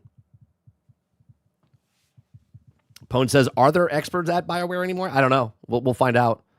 So what you're saying is, we'll be the fall guy if he goes bad. Well, let's find out, shall we? Let's find out. So former BioWare producer Mark Darrah says it's valuable to have an idiot at the table during a development, but only if they can remember who the experts are. Well, if they're idiots, can they remember? I don't know. So the video game product is combined experts across dozens of disciplines, okay? But recently published YouTube video titled, Have an Idiot at the Table, former BioWare producer Mark Darrah says the value... You know what? How long is this video? Let's talk about the 14 minutes. Let's just watch the video. Let me put his video in the description down below. Hold on. Is it Mark Darrah? Let's just throw it in here. Okay. Because we're gonna watch Mark Darrah on games. There you go. So Mark Darrah's channel's in the description down below. If you guys want to watch this without me pausing or whatnot, you can watch it later. You can watch it now. Whatever you guys want to do. You do what you want to do. I know on the second screen on your monitor or your phone or whatever. So let's listen to Mark Darrah talk about have an idiot at the table. Have an idiot at the table. value of having a non-expert at the table during your discussions. In most of my examples, I'm going to be that non-expert. I've led projects for a long time. I guess we're coming on more than 15 years at this point. And I'm not trained as a designer. I am not trained as an artist. In fact, I basically have wooden eyes. I'm not trained in audio or music. I took music in high school. I played the trumpet, which really meant that I let the person with the actual formal trumpet training play a lot. Oh, you're like third string. Not me, my friend. First string trumpet player right here. First string, well, first string, but first chair, I should say. First chair trumpet player, first chair saxophone player. Louder than me and just sort of coasted my way through the class. But I've been at a lot of tables where these are things that are being discussed. Design is being discussed in a room that contains mostly designers, or art direction is being discussed amongst a lot of artists.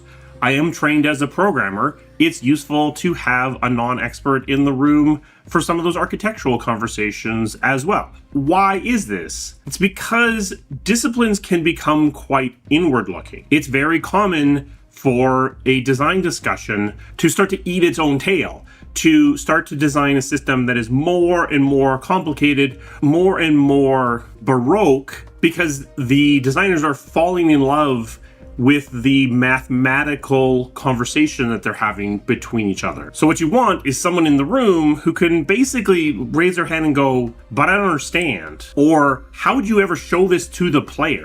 All right, so context is having a person that's an idiot at the table.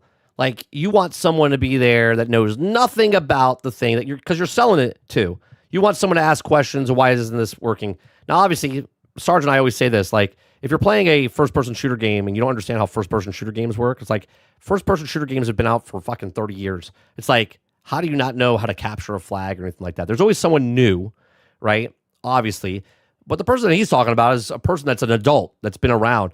So, to a point, I get that you want to have someone at the table that knows less than the people at the table about how video games are made, but they should know at least how video games functionally work and how they're supposed to be played. You know what I mean? Similarly with art, a group of artists can fall into the filigree or fall into discussions around minor bits of white space. Like an engineer, right? An engineer knows how the thing is made, but they don't know like the UI system. And sometimes they see it and go, this looks great to them. They made a product. But when you get it to the actual market, you're like, who created this? Right? Like the menu system in Battlefield 3, the Netflix thing or the Hulu thing. It's like, who came up with that? But the guy that fixed it in the first weekend after the beta was like, this is the way the menu system should look. We're all like, yeah, that's a much better menu system. They just don't see it. In ways that are obvious to them, but may not come across to the layman. And if it doesn't come across to the layman, it's not. Yeah, but idiot Roic sells the YouTube channel better. You know what I'm saying? You click on it because he says you need to have an idiot at the table type of thing. Super useful in your game, because most of the people who play your game aren't people who have done art for a living for a long period of time. No, but they've played video games. You would assume majority of them play video games in some way, shape, or form for the last 5 years. Again, maybe you know nothing about game design. Maybe you know nothing about storytelling. Maybe you know nothing about any of this stuff, but you play video games. And because you play video games, you start relating video game to video game to video game, meaning you're making comparisons. So you would be a better person to know that if all you play is survival games, you would know if they did something in a survival game, you're like, why didn't they do? Basically the bar. Basically what I'm saying, right? Hit the bar. You've played these many games. You know what the bar is for that game. So you're on that level of that. You have to have someone at least that knows the bar of whatever you're creating. So the very subtle things may not be coming across. And that can be okay, but if you are trying to make your point entirely out of subtle things, that point may get lost. I wonder if he's bringing this up because of Crimson Desert. I wonder if he's bringing this up because of Crimson Desert, because people didn't like the control scheme, even though it's their control scheme, but they were upset because the control scheme wasn't the other game's control scheme. They didn't hit the bar of the control scheme. They hit their control scheme that they wanted because of the way it was built. I wonder if he's bringing this up because of that game. Probably over half of my career has been being the novice at the table, being the external voice at the table. And as a result, over time, largely organically, I've picked up some habits that allow me to be more successful at that. That's what I'm saying, right? So if you have someone that's an idiot at the table, which he's saying self-deprecated wise that he's picked up stuff. The more you play a game or that genre of game or whatever, you're going to become more proficient in that thing, right? Like if I never used a drill before and then I use the drill, now I have more experience using the drill. So the second time I pick up the drill, I already know how to use the drill better. And then the more you use it, the better you become with it, right? Now, you're not a drill manufacturer and you don't understand how the drill's made, but you know how to use the fucking drill. And when another drill comes out and says, well, how come they don't have this function on it? Why is there only one button instead of two? Why is the magnet, the thing lock in better? You know what I mean? Like, you just pick up stuff. Allowed me to provide my feedback even on topics I don't really know very much about. If you are that person, one of the tricks is to be as deliberate as you can when you're giving feedback. But that's what we do. That's what players do. And then we're told that we're haters, which then goes back to my other video of criticism is not, right? Like, criticism is not hate. Krebsy's saying it, right? Hey, Mark, sounds like you're talking about QA testers, but I understand you're not knowing this after Andromeda and Anthem, right? Like, if you're going to put a game out there before you tested it, and you're going to put it out in the world like Anthem, as Krebsy's saying, and then I'm a tester now, and then I tell you that your game is broke, buggy, and unfinished, and this is why it's broke, buggy, unfinished, and then you tell me that not Mark himself, but the industry tells me that I'm just a hater because I don't know how games work. Isn't that what he's talking about? I'm pretty sure that we're not at the table, but we're the customers that are getting dicked over because you're releasing games that are in a broken, buggy state. And then when we give you feedback, because we are play testers now for $70, the industry gets mad at us because we're giving feedback. Right? Try to think about why you don't like something and try to express it as well as you can. This goes back to Tim Kane's thing that we did like a year and a half ago, 2 years ago. Tell me what you want, right? Tell me what you want. Do gamers know what they want? No, developers don't know what they want. Gamers know what they want. You likely don't have the correct language, but if you can get closer than I don't like that, then it's more likely that... This is an engineer brain. This is an engineer brain. This is a person that's so, and they're awesome. Don't get me wrong. This is for anything. If you're tuned in, it's like you're honed into what you're doing, and someone says something to you from a different perspective, and you don't like what they're saying, you tune them out. You're like, no, that's not how it is. This is it. This is a phone. This phone has buttons on it, has a screen, has a home button. That's what it is. It's functionally working. But when a user picks up the phone and says, why do I have to swipe or do this other thing? And it doesn't make sense. Like, well, it makes sense to me. And they're giving you feedback. They're like, well, could you do something different? Can I have one button on the side as physical button? And they're like, no, because it doesn't look visually stunning then. It's like, yeah, but like, again, this is the best invention in the world, a remote control, right? You can use it with one finger, and there's so many buttons, and you can do anything with it, right? You don't have to wave your arms in the air. It's just a simplistic thing. It's just one, you just move your thumb around, and you can just use the thing, right? An engineer made this and said, let's just put a bunch of buttons on a piece of plastic. And yet, now someone's trying to reinvent that with a touch screen where I have to swipe and open up and the face thing and then open up the app and then I have to go to the thing and then I have to hit my settings and then I have to click and then I have to swipe a page so I can do the volume and then swipe back to do the channel thing. They make it over convoluted instead of just making it simplistic because they can't see simplistic. They have to make it convoluted. The experts in the room are going to be able to pick up on what you're saying and guide you towards the real answer. If you can say, I don't like this image, it makes me feel uneasy, that's better than I don't like this. I don't like this image, it feels too aggressive. We go back to the same fucking questions over and over. If someone in the comments section says, I don't like this because, right? I don't like this, and I'm gonna put it in the phrases where they'll just blank it out, right? I don't like this game because this piece of shit game doesn't work because the leveling scaling does not work, right? I cursed in there. I said a bunch of stuff. They look at that and they say, well, that's a hater, right? Then they look at the other person in the comment section that says, I don't like this game. They're like, why does he like this game? Right? The guy that cursed at you and told you why he doesn't like the game told you exactly why he didn't like the game. He specifically said because of the leveling process. So now you can look at the leveling process, but they look at that person and say, well, he's a hater because he didn't say it correctly. He didn't say it in the nice way. Where the other person didn't say anything at all. They just said, I don't like the game. But why? Why are you even looking at the guy or girl that said, I don't like the game in the most generic way possible, where the person that loves and passionate about your game and says, I don't like your fucking game because of the leveling process, because it's too easy, right? The NPCs are not doing it correctly. They're all attacking me at once. This bullshit fighting mechanic, right? They tell you all this stuff, but you're like, nah, that's a hater.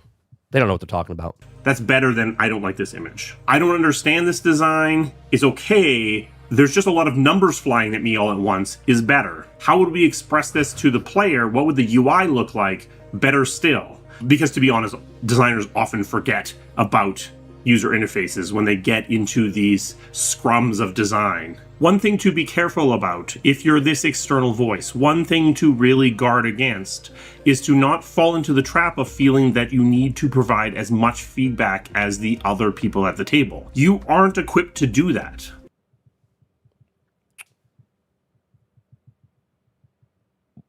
But you could be. Maybe if it's day one and you don't know what the fuck you're talking about. But if you're a person, and I would assume, I'm just assuming, and assuming does make an ass of you and me. But if I get a job day one, I'm 47 years old, going to be 48 next month. If I've never worked for a game company before, but I've been playing video games my entire life, not adult life, my entire life. If I sit at that table and these guys are experts, they know how to make a game, but I know how to play a game. I know what makes a game good. Now, it's my first day on the job with that company. I think I know how a game is played since I played thousands and thousands of games in my lifetime. Right? I'm not coming out of getting the job for the first time. Like, I'm interested in the job, meaning I'm interested in video games. And if I'm interested in video games, I probably played a couple of video games to know that, hey, that UI system seems a little outdated. Maybe we should level that up. Right? No? It can be uncomfortable to sit in silence while everyone else is bouncing back and forth, talking about different ideas, talking about color theory, talking about things you barely understand. And meanwhile, you're just sitting there looking at the image and not really following what they're talking about. If you are shown something and you like it, say that. Say that you like it. Say that it feels good. Like with constructive feedback, provide detail about what you like about it as much as you can. But be willing to be the quietest person in the room, because your purpose isn't to be involved in the I'm sorry. I'm going to have to rewind this for just a second. I got distracted because I got a message on the phone. If you are shown something and you like it, say that. Say that you like it. Say that it feels good. Like with constructive feedback, provide detail about what you like about it as we do. We might put some adjectives and stuff in there, right? We might say, fuck, shit, piece of shit, like that's stuff that you can filter out and be like, all right, well, he doesn't like this because of this. Much as you can, but be willing to be the quietest person in the room, because your purpose isn't to be involved in the discussion. When would you bring up? when would you bring it up? If you're a person in the room and you're supposed to be quiet, but you have questions, when would you bring it up? This is a serious question, chat. If I'm in a room with a bunch of people and they're saying a bunch of stuff and I'm like, hey, that doesn't make sense to me. When would you bring it up? When everyone's not in the room and like separated? Like, when would you talk about it? So much as to be someone injecting external ideas to ensure that the conversation doesn't descend too deeply into groupthink. If you feel the need to provide feedback all the time, you're going to end up giving feedback that you may not even completely believe in. You may feel the need to inject yourself into conversations that you barely understand in order to feel useful. This What are we talking about right now? What are we talking? What position is this guy talking about? Is he talking about the position that he was in? First of all, if it's a game-wide, company-wide meeting, right? Let's break it down for a little bit here. If it's a meeting where everyone's invited, then you should probably speak up and ask a question. That way, you're not quiet and then stew about something that you think that you had the idea, but that you couldn't say it. Be like, hey, I have a question. What about this? And they're like, no. And they just shoot it down, right? There's no such thing as a stupid question. That's what they tell you. Okay? Well, if you have a question about something and they're like, you don't know anything. Why the fuck am I in the meeting then? Why did you invite me in this meeting? This is a company meeting? Are we all talking about the same game that we're working on? Or am I here just to sniff our own farts and not ask questions? Like, I'm trying to understand the exact example that he's giving us here. is the classic exec problem. This is what results in what I've called leaving a plug cover off in the past, which is the team starts to dread your involvement because you end up injecting changes and opinions that are based on nothing, that aren't even your. So then why is that person in the meetings? Why don't you have a meeting without that person if you don't want that person to give their feedback? You see what I'm saying, chat? Now I get it. Executives want to sit in the meetings and stuff like that. And guess what? I'm sorry to tell you, but if the person that's an executive is paying your bills, they're going to want their 2 cents in it. Yes, it's not right, but that's the way the world works. Real opinion, because you become addicted to being involved in the conversation, injecting your. If you're not a person involved in making the game, then you shouldn't be in the meetings. If you're an executive and they say their 2 cents, well, it all depends on how powerful they are. You can add it in or not add it in.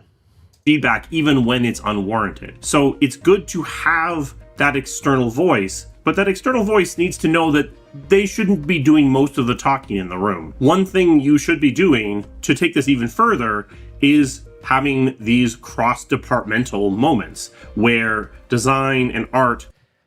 This just proves my point that upper management doesn't know what the fuck they're doing. Let me tell you what I would do if I was in his position where, let's say I didn't know diddly squat about video games, right? I come in day one. I don't know anything about video games. I would literally walk around the entire office and I would go to the art department and then I would ask them, hey, what are you doing here, right? Can you explain to me what you're doing here so I have a better understanding? And they would be like, yeah, sure. And they would tell me what they're doing, and I was like, I appreciate that. Thank you very much. Then I wouldn't tell them how to do their job. I would just intake what they're telling me, right? Then I would go to somebody else in a different department, maybe the audio department, and go, how do you guys do this? I'd like to know more about this. And they're like, oh, wow, he's showing interest in what I'm doing. And they're going to tell you what they're doing because they're excited about what they're doing. So then now I know what the art does, and I know what the sound does, and now I know what the programming does, and I do all these things. Now I get a gist of everything, right? I get a gist of what everyone's doing, because if I'm in middle management, upper management, high management, whatever it is, then I would be able to go to a meeting, understand, not just basic little knowledge here and there. I now have a grasp of what they're doing. Now I would do external, research, right? Maybe talk to a second person in each department and see what they say. And if it connects with the other people, the way they're doing stuff, right? And then in that, I would learn more about the thing that you potentially care for. I don't know if they do or not, right? What he's saying is so absurd as a upper management running a company and then not knowing what the hell they're doing in the company itself is mind-boggling to me. Grind their systems up against each other and something comes out of that process. They're not necessarily going to be able to talk each other's languages, though if you can find a designer who speaks art or an artist who speaks designer or a programmer who speaks either art or design, those are unicorns that you should try your best to keep. What do you mean unicorns? Do you understand what I just said? Right? Obviously, he can't hear me, right? But chat, you understand what I'm saying, right? Listen to what he just said, right? You got to speak their language. You have to show effort. See, I don't care what anyone says. Phil Spencer, regardless if you hate him or not, he talked to the people. He had respect for the people. He might be the scapegoat now and people don't like him and things that he completely tanked Xbox. Fine. But every time you talk to somebody that worked with Phil Spencer, they had the best to say about him because he knew and understood what they were doing and let the people do what they were doing, but at the same time telling them what's happening. Process. They're not necessarily going to be able to talk each other's languages, though if you can find a designer who speaks art or an artist who speaks designer or a programmer who speaks... Correct. And this is my point exactly. If the artist does this, they're not speaking to the sound guys, and the sound guys are not speaking to these guys, and these guys are not speaking to the other guys. Upper management is supposed to be that translator, is supposed to be that person in the company that knows everything that's going on, that knows every little little gear that's moving and making the thing work. So when you sit in a meeting and you say, hey, what about if we did this? Because these guys don't talk to each other. The only way that these guys talk to each other is because the big gear, the upper management, the middle management is what's making the gears turn. You guys understand that? Speaks either art or design. Those are unicorns that you should try your best to keep. Why is it a unicorn? Holy Christ. I swear to God, someone please hire me for a company. I will be a consultant and I will fix your job. I will fix your studio. Your studio will run so goddamn smooth. Hold of. But even the act of mashing them together is going to usually result in some interesting things coming out the other side. If you have a non-expert at the table, what you need to remember is they aren't well equipped to deliver feedback on your topic. Okay, I'm going to spin this just a little bit. How do you know the person that's not an expert of what you know, and you as the designer are not an expert of what they know, right? So the person that's the upper management, middle management, making all of this happen, yes, they have no experience in the art side, but they have experience on the business side. And the business side needs to know what the art side's doing so they can make the business, right? So then the artist shouldn't tell the guy that doesn't know the business side how to run a business, and the business guy shouldn't tell the artist how to make a game, right? And if they all stay in their lane, then they would all work together. And if they all work together, then they would make a fucking game. If you have a non-artist sitting at the table, they may not know about color theory. They've never heard of the Baroque period or the Northern Renaissance.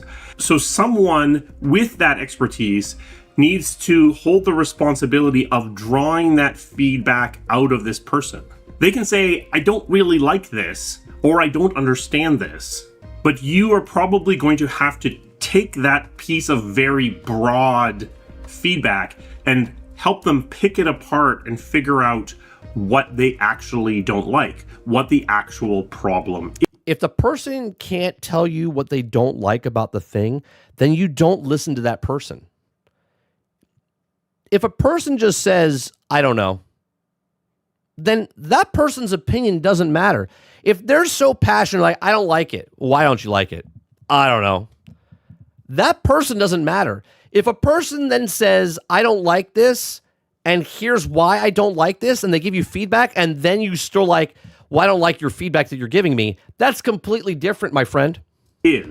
I'm super duper sensitive to symmetry in images. So an image that is very off center isn't a problem. An image that is perfectly symmetrical isn't a problem, but an image that is slightly off center really grates at me because it feels like a mistake. And in fact, this has influenced a lot of my thoughts around game design and about project management and a lot of other things, that it's useful to have an intentionality around things that are not the most obvious thing. If you're going to be in the center, be in the center. Don't be almost in the center. If you're going to be off to the side, be far enough off to the side for it to be obvious that that's what you're trying to do. Bro, this is why It's amazing to me that he's here explaining what to be like, but having a problem explaining how to be like it. But it took me a long time to figure out that this was the thing I was reacting to in a lot of images around UI, around screenshots. And it's helpful to have someone who understands the theory of what's going on to tease that out of you. Additionally, on occasion, a fashion within a discipline doesn't match what the layperson likes. A good example of this is brutalism in architecture. There are architects who love brutalism, who love this expression of the form. Okay, that's what they like. They're the artists. Let them do what they want to do.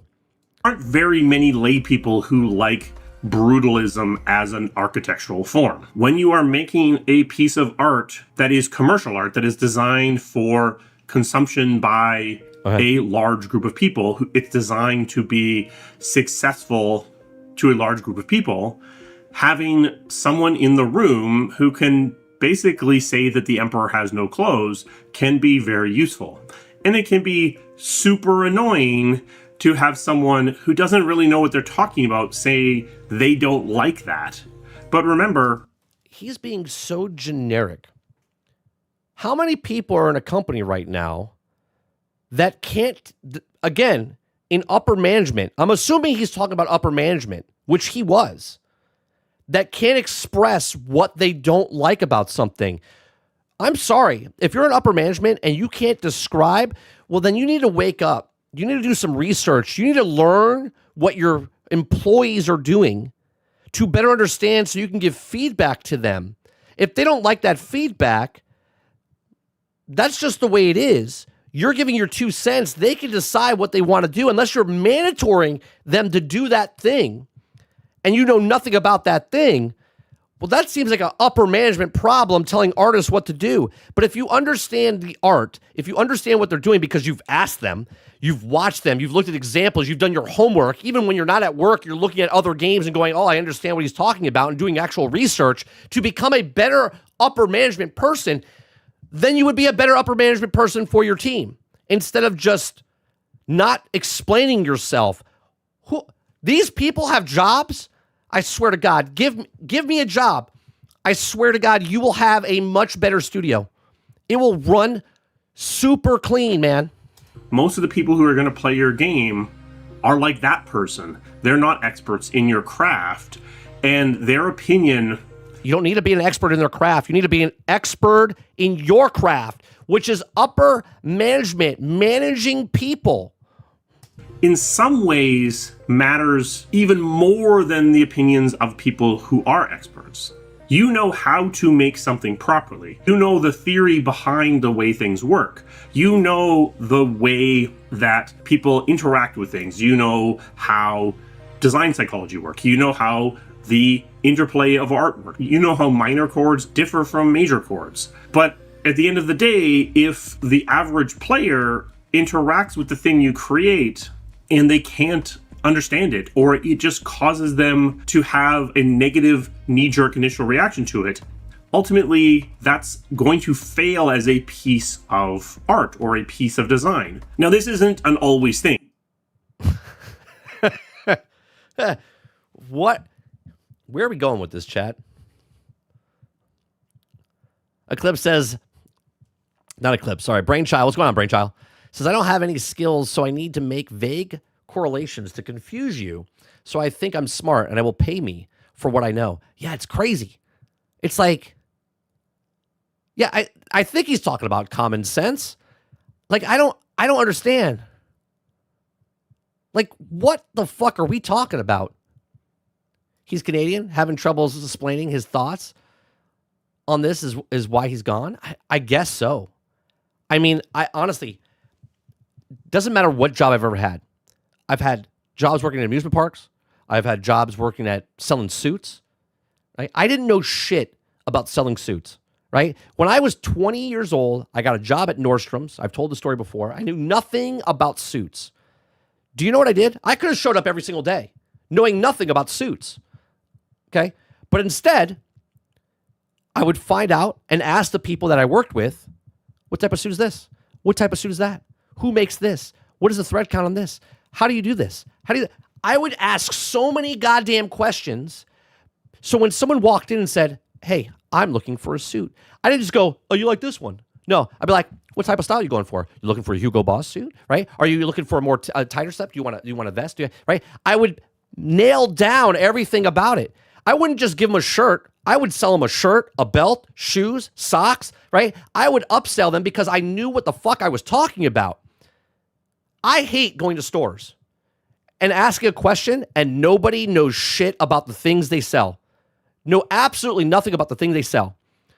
You put me in a company, I don't care if I'm working at a trash factory, if I'm working at an amusement park, if I'm working at a game studio. Day one, I come in and I ask questions. I try to learn everything I can about every single person that's in that goddamn thing. If there's 300 people, I will introduce myself to all 300 people. I will know these people by name, okay? I will understand what each person does. Why? Because I can do my job better knowing who these people are.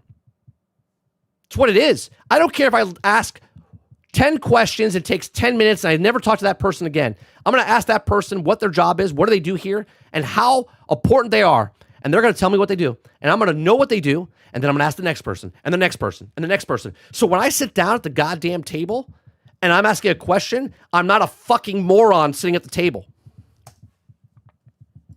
You don't probably want a layperson at the table in the early stages when there's nothing that they can see and understand. People who don't understand your craft are going to be people that are going to have a lot of difficulty wearing dev goggles on the particular thing you're working on. That can be trained. I certainly could look at half-finished art a lot better in 2021 than I could in 2009, but it is something to keep in mind. There's a point at which lay people can provide useful feedback, can react to it as the game buying public will, and there's a point at which that feedback is going to be a lot more difficult to give. Unfortunately, this means that sometimes you're going to have to push things further along before realizing, oh no, we've designed a combat system that can only be enjoyed by people who love Excel, but that's the reality of the situation. Sometimes that is only going to be revealed.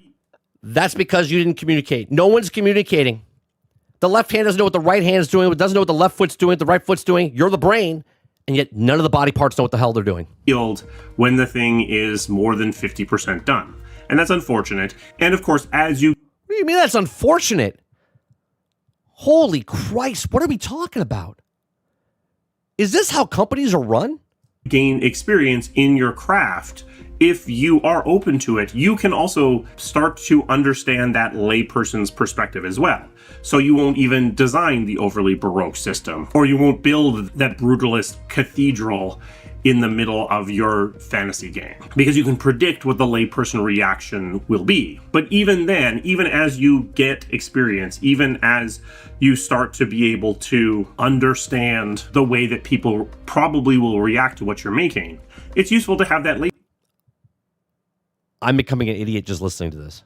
Person. Tastes change, the community evolves, players look for new things, they expect new things. And what you learned was an unacceptable feature 10, 15 years ago might be very much in fashion now. And what used to be... Well, if you're a fashion designer, or you're selling suits, or shoes, or maybe music, right? You would be very proficient if you knew it was the hip trend, right? If I'm a makeup salesman, I better know what makeup people are going to start using 6 months from now and start pushing that. If I'm a artist and pushing what that is, I would start doing research to know if that's the trend. What jeans are starting to come in, what shoes people are wearing.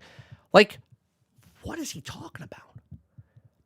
Are these people so close-minded, like, we're making a first-person shooter game from 2015. It's now 2025. They're like, we're making the first-person shooter game from 2015. Like, you didn't look or open a window, open a web page, go outside and go, well, those games aren't selling anymore. This is mind-boggling to me. This is mind-boggling to me that we're in this. Actually, you know what? It's really not that mind-boggling. This is exactly why we're in the situation we are in with the movie industry. with the music industry and also with the video game industry. Commonplace maybe fallen out of favor. When I first started playing games, the expectation was you drew your own map. A lot of extra work was put on the shoulders of the players. Now the expectation is that games are going to do a lot more for you than they used to do. But we're starting to see a pushback to that as well. We're starting to see a pushback to overuse of yellow paint guiding you through the level. We're starting to see a pushback on Ubisoft. No. We're seeing a pushback because you literally paint the fucking thing yellow. It's like this, right? Let me go to the full screen. Let's say my background is a video game, okay? What thing can I grab if I'm in an Ubisoft game right now, chat? What's the only thing that I can interact with behind me?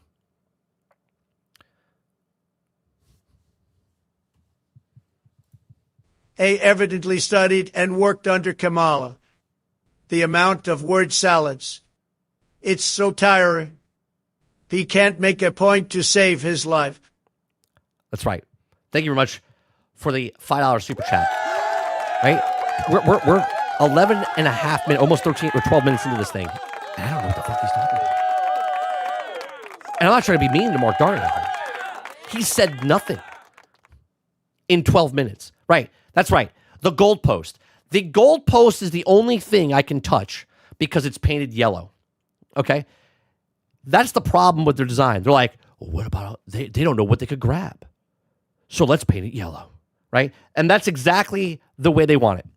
And they're like, well, it's overused. Well, yeah, because you put all this design in the background, but I can only touch the one thing that's yellow.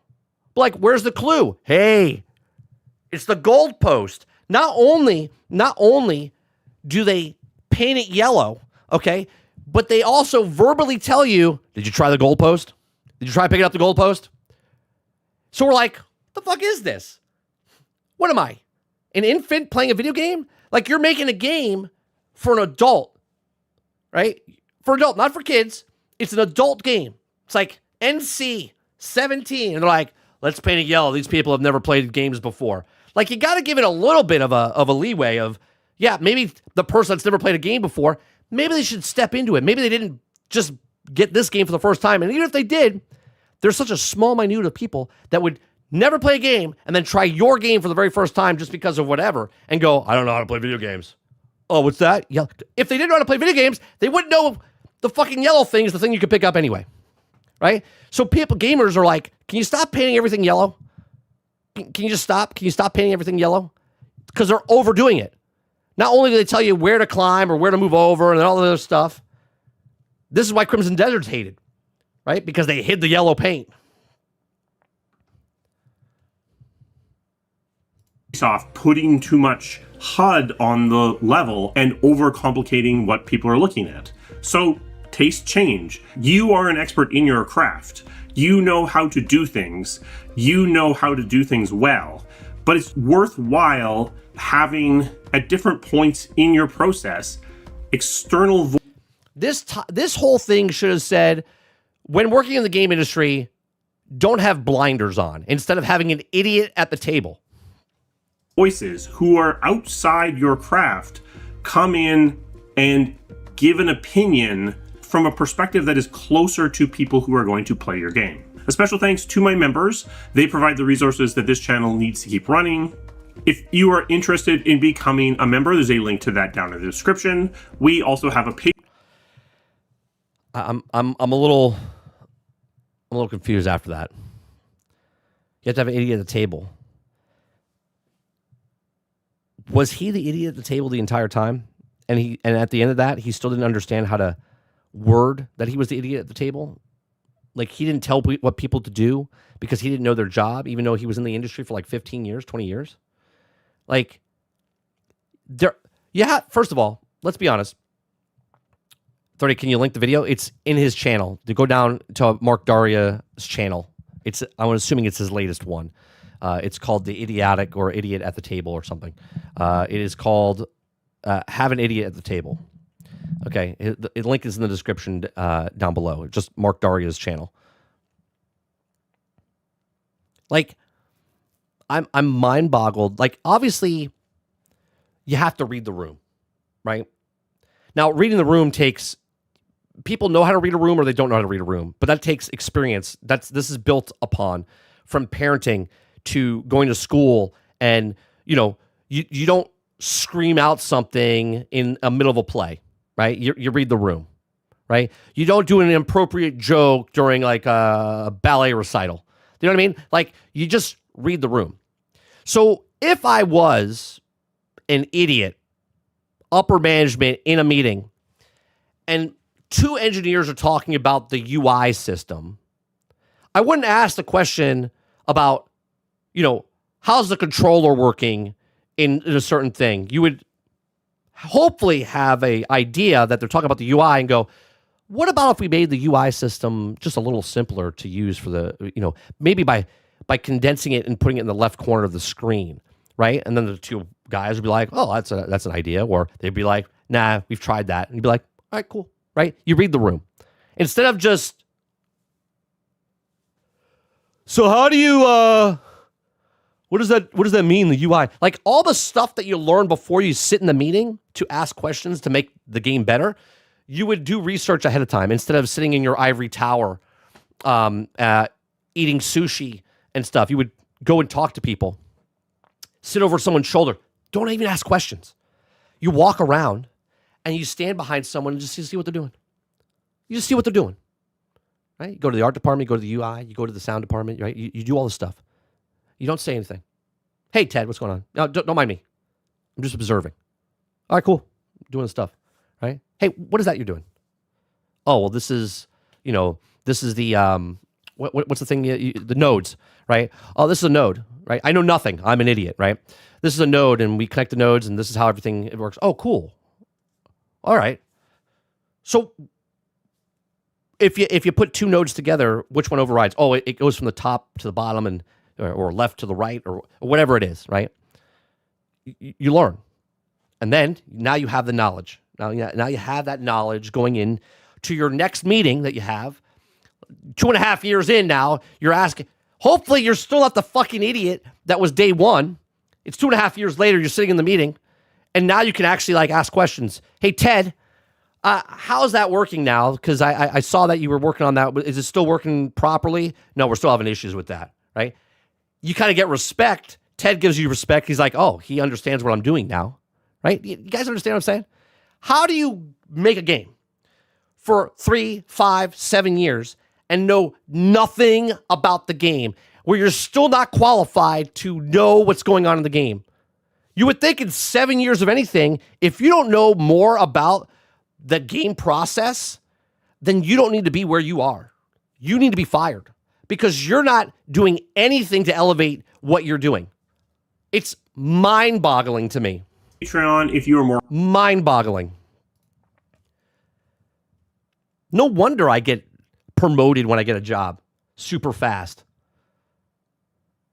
Because no one gives a shit.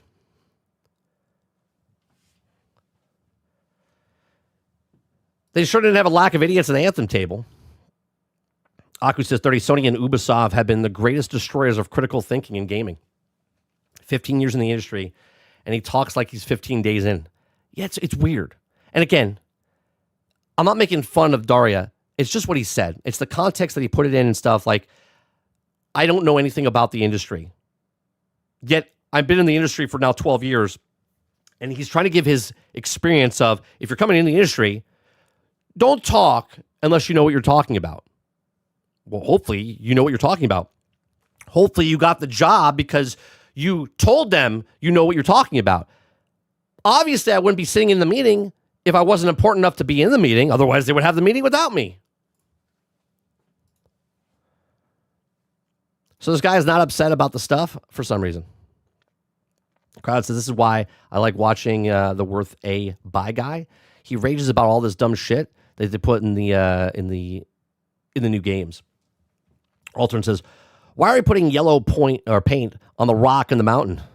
Look at the idiot asking dumb questions. Yeah.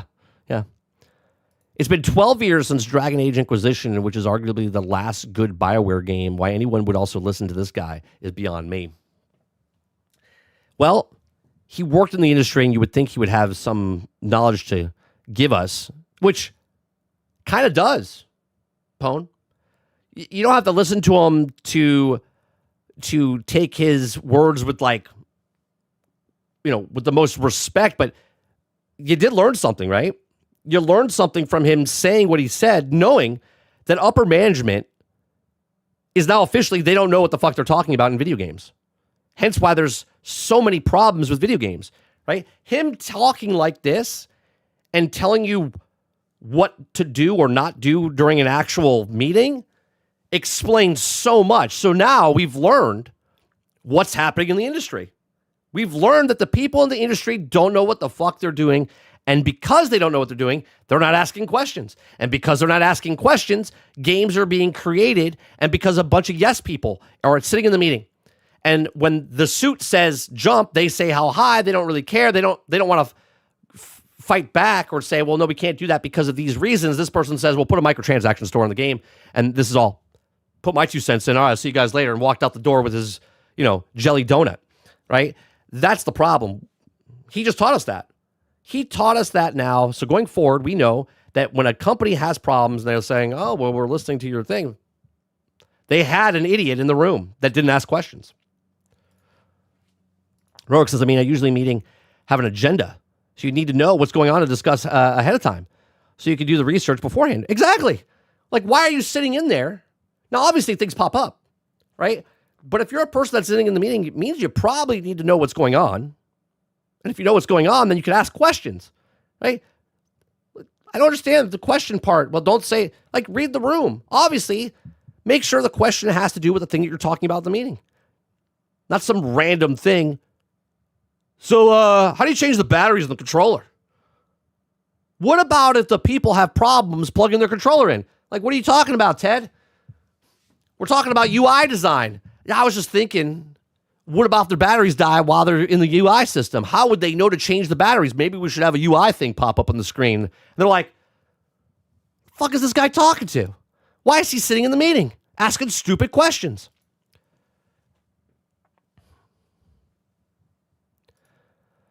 Travis says it's because you're convinced we will see BioWare and buy the product. I'm not buying the next Mass Effect game. Tell you right now, I'm not buying the Mass Effect game. Mass Effects 1, 2, and 3 is one of my favorite series in the entire gaming world.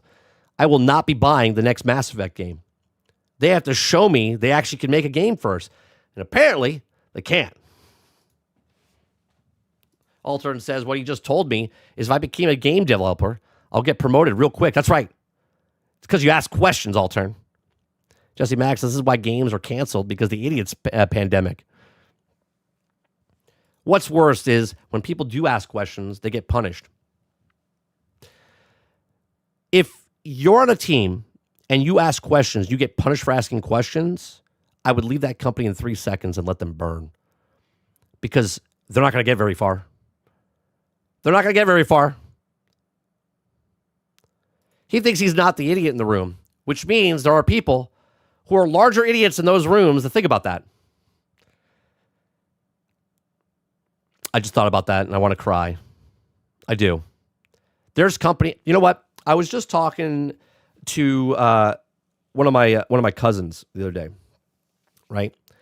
From my wife's side, young kid, 18 years old, right? And he was telling me a story about his first job that he has. I'm not going to tell him a lot of information and just be very generic, right? And he's talking about the first job that he got, right? He's just working right before he goes to college. And he's working the job, and it's something that he loved, right? But then as he's working this thing, he starts to see the shit behind the scenes, right? And he started talking to me, and he's like, yeah, I don't like it anymore. I was like, yeah, as I say here, you've seen the wizard, you've seen how the sausage is made, and now it's a turnoff for you. And now he doesn't like doing the job anymore.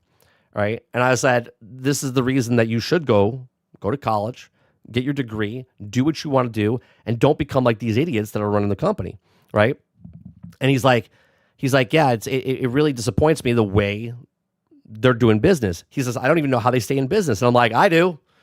Right. Because there's a lot of idiots running corporations and companies that don't know what the fuck they're doing, but yet they make a lot of money. And it doesn't matter how they make the money, as long as the money, corporate salute, is going up. Right? So a new person coming in the workforce is like, yeah, I don't want to work for these people. Right? It's the same thing. An 18-year-old kid can see the absolute, right? As Sarge says, the monkey is working the company. And it's like, yeah, I don't want to be a part of that.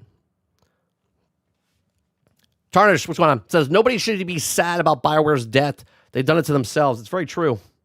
It's very true. You make your bed, you lay in it. I don't know when I'm going to buy a new AAA game. Indies are killing it for me. Yeah, I'm having a blast with Windrose. There's a story I want to talk about Windrose. I'll probably save it for tomorrow because it's 12:30 and I got a package coming soon and I got to make sure they pick up the last one. They delivered a mirror yesterday, right? And when the guy took it off the truck, we're going down the rabbit hole for a second. He took it off the truck. He took the giant mirror, right, which is it's like 4 feet by 8 feet. It says 2-man lift. Okay, 2 guys got out of the truck. One guy takes the thing and does this, right, and it flexes. And I went, that's broke. That's broke. So he delivered it. They get in the truck. They walk away. I open the box, and to my surprise, guess what? The fucking mirror's broke, right? So now they're coming today to pick it up to deliver a new one on Thursday. Okay, because we're getting a mirror for the gym, right? And it's like, you think he might have asked questions? The writing on the box that said, this way up, fragile, 2-man lift. You think just for some strange reason they would handle with care because it says it on the box? No. Works for companies like this, right? He's the idiot at the table.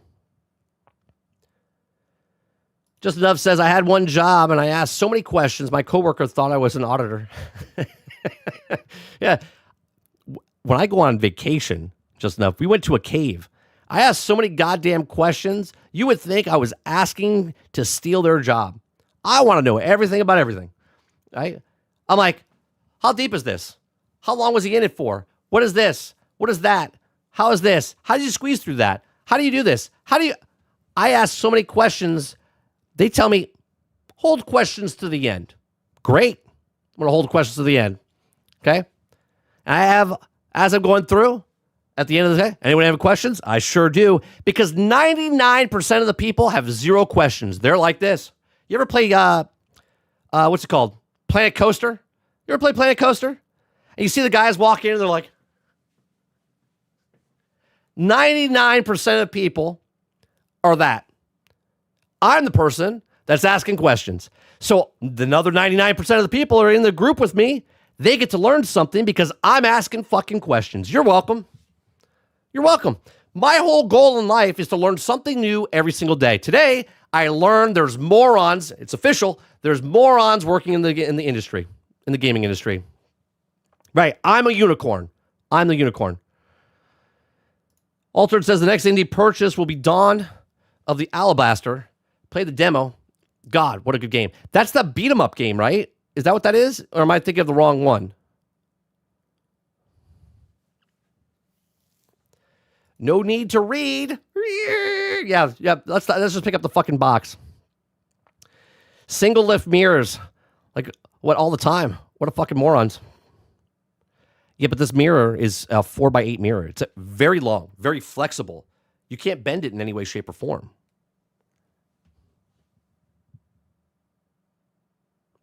They literally had 2 guys. They never have 2 guys in the truck. It said 2-man lift. I came out to help the guy.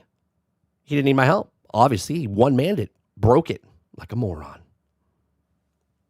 Roic says, when I was training someone, I want them to ask questions. I was training one guy, and he was also looking out the window at squirrels. Needless to say, didn't last long. Yeah, I bet. Squirrel.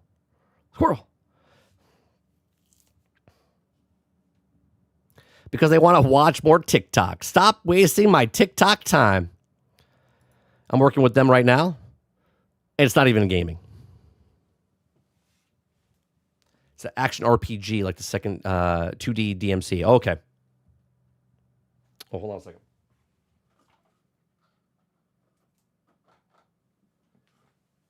Give me 1 second. Give me 1 second.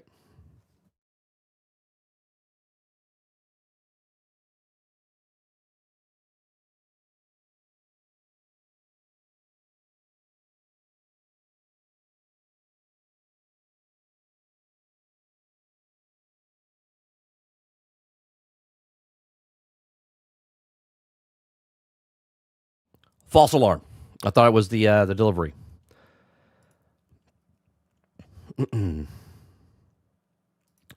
Crown says, I'm telling you, man, smartphones was the beginning of the end of humanity. Our extinction will be traced back to the moment in time. Yeah, smartphones make dumb people. Aku says, 30, yeah, I do a lot of 4x8s and 4x12 mirrors, all of them. Say, two-man lift. I know I do it solo. Well, great. You want to come deliver my mirror so I don't have to deal with fucking morons?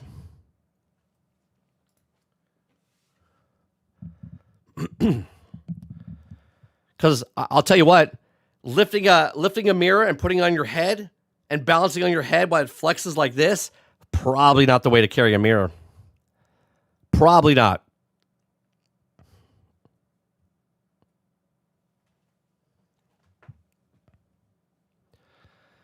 All right. Well, I definitely feel smarter after watching that video, huh?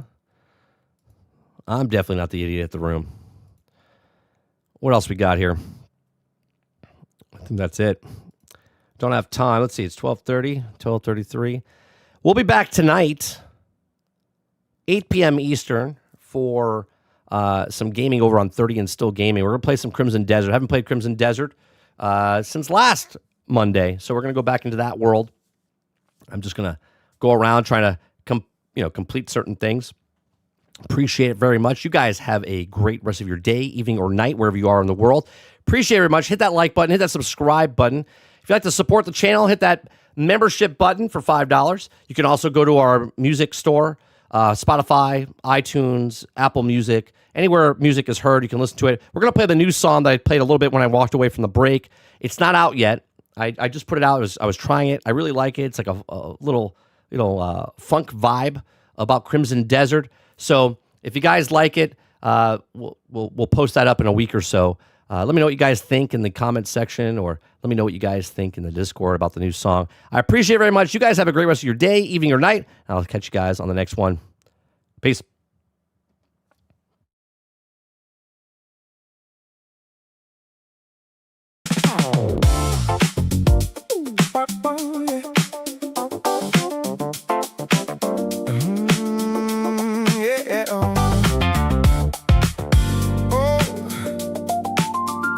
Crimson Desert.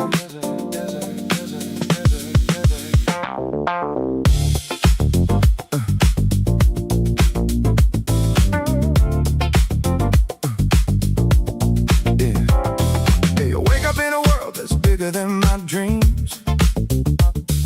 Mountains in the distance, rivers in between. Swing a sword, ride a horse, feel the wind blow free. Every road I take, there's something new to see. Hidden stories waiting places off the path.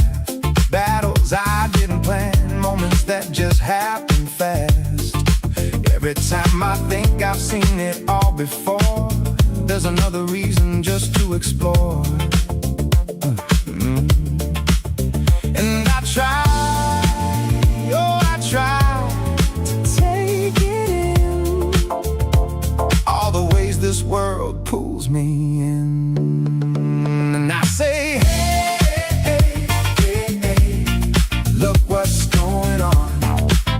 Yeah, yeah, I say, hey, hey, hey, hey, look what's going on.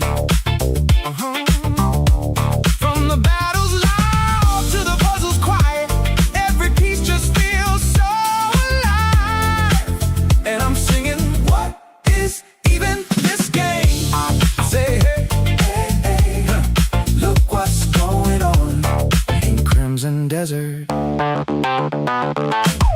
through the ruined symbols on the stone, ancient doors locked tight, but it all together, one clue at a time. Feels like the world's got a hidden design. People say you can fight, you can sail, you can roam. Build up your crew or just make it your own. From massive wars to a fire at night, hunting in the woods under soft moonlight. And I try, oh I try to see it all, but there's always more beyond the call. And I say, hey, hey, hey, hey, look what's going on. Hey. Yeah, I say, hey, hey, hey, hey, look what's going on. From every quest to the unknown side, there's always something left to find. And I'm singing, well, what is even this game? I say, hey, hey, hey, look what's going on in Crimson Desert.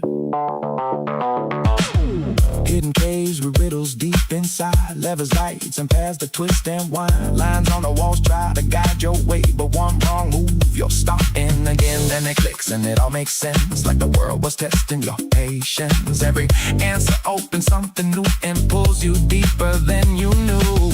Yeah, it's big, yeah, it's bold, yeah, it tries new things. Not every moment it's the same beat, but when it lands, yeah, it really lands. You start to see what they plan. Some moments rush, some